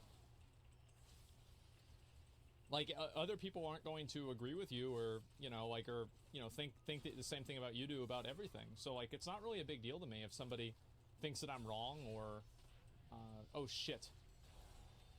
Okay. Go ahead and drink this. I think this guy's gonna kill me. I'm kind of out of practice, so it makes sense. Oh, I'm dead. I'm dead. Yep, it's over. I'm gonna try and go into barrel. Did you get away? Okay, maybe I can get away. Good play. Good play.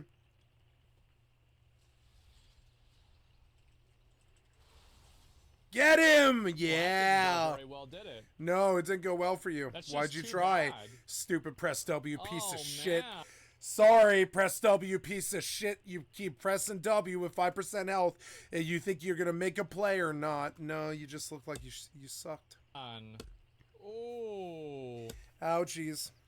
Yeah, if people are unhappy about like the way that I live or what I'm saying or anything like that, it really doesn't matter to me. And if they're gonna like talk about it or like start yelling at me or complaining about something I said, it just doesn't really like it doesn't really matter. Like, it's weird that people think that, you know. Yep. I think this is one thing on the internet. It's like internet users always have like a very high opinion of their own opinions. If you're unhappy with like the way I live or anything like that, okay. Okay. Okay. Let's see here. We'll pick that up. Sounds like an awfully like them problem. Yeah, it's like if people think I'm wrong about something, I have no problem listening to it. But you know, people just want to have personal insults or whatever. I mean, it's easy for people to like insult me personally because like my life is on display, and you know, theirs isn't. So of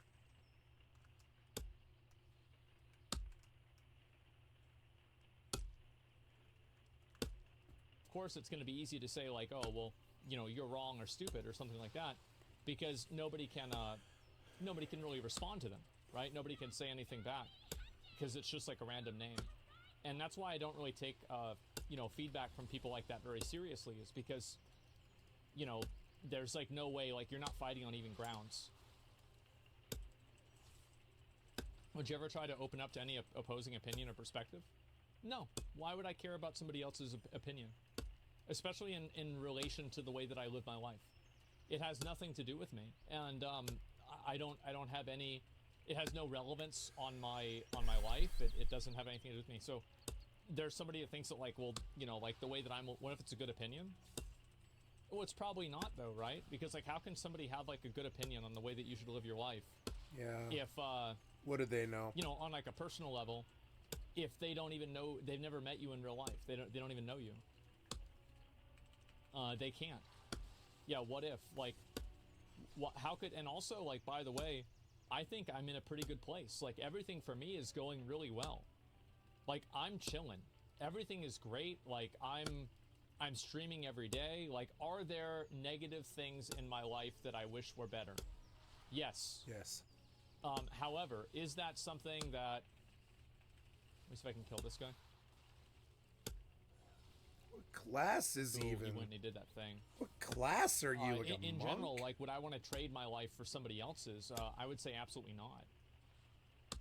I'm very satisfied with how things are. Oh, it doesn't work that way.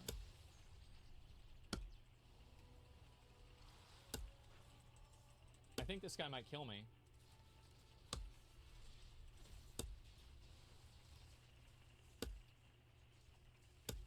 That's a really good item. I need to use that more.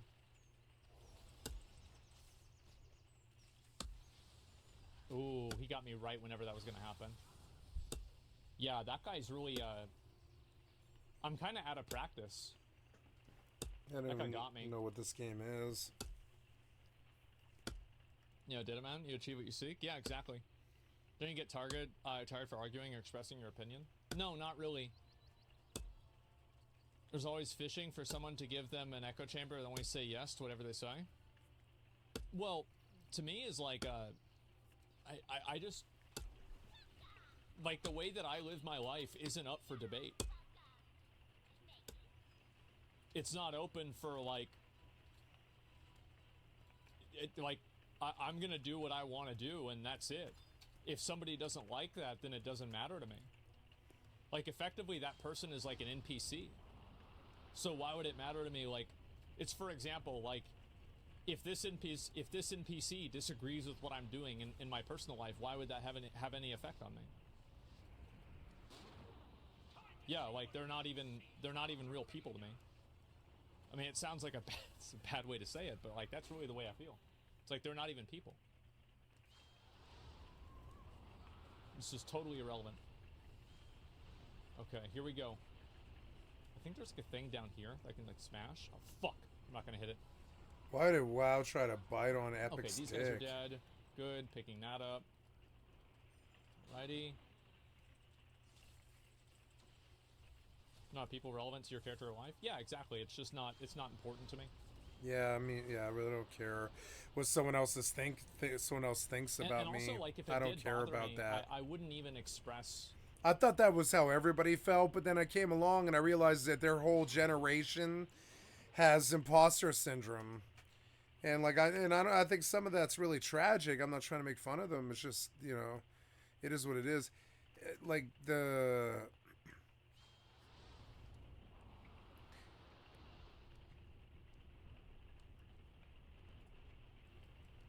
Oh, I didn't pick it up somehow. Okay. It's V, right? It's F. F is interact. Okay.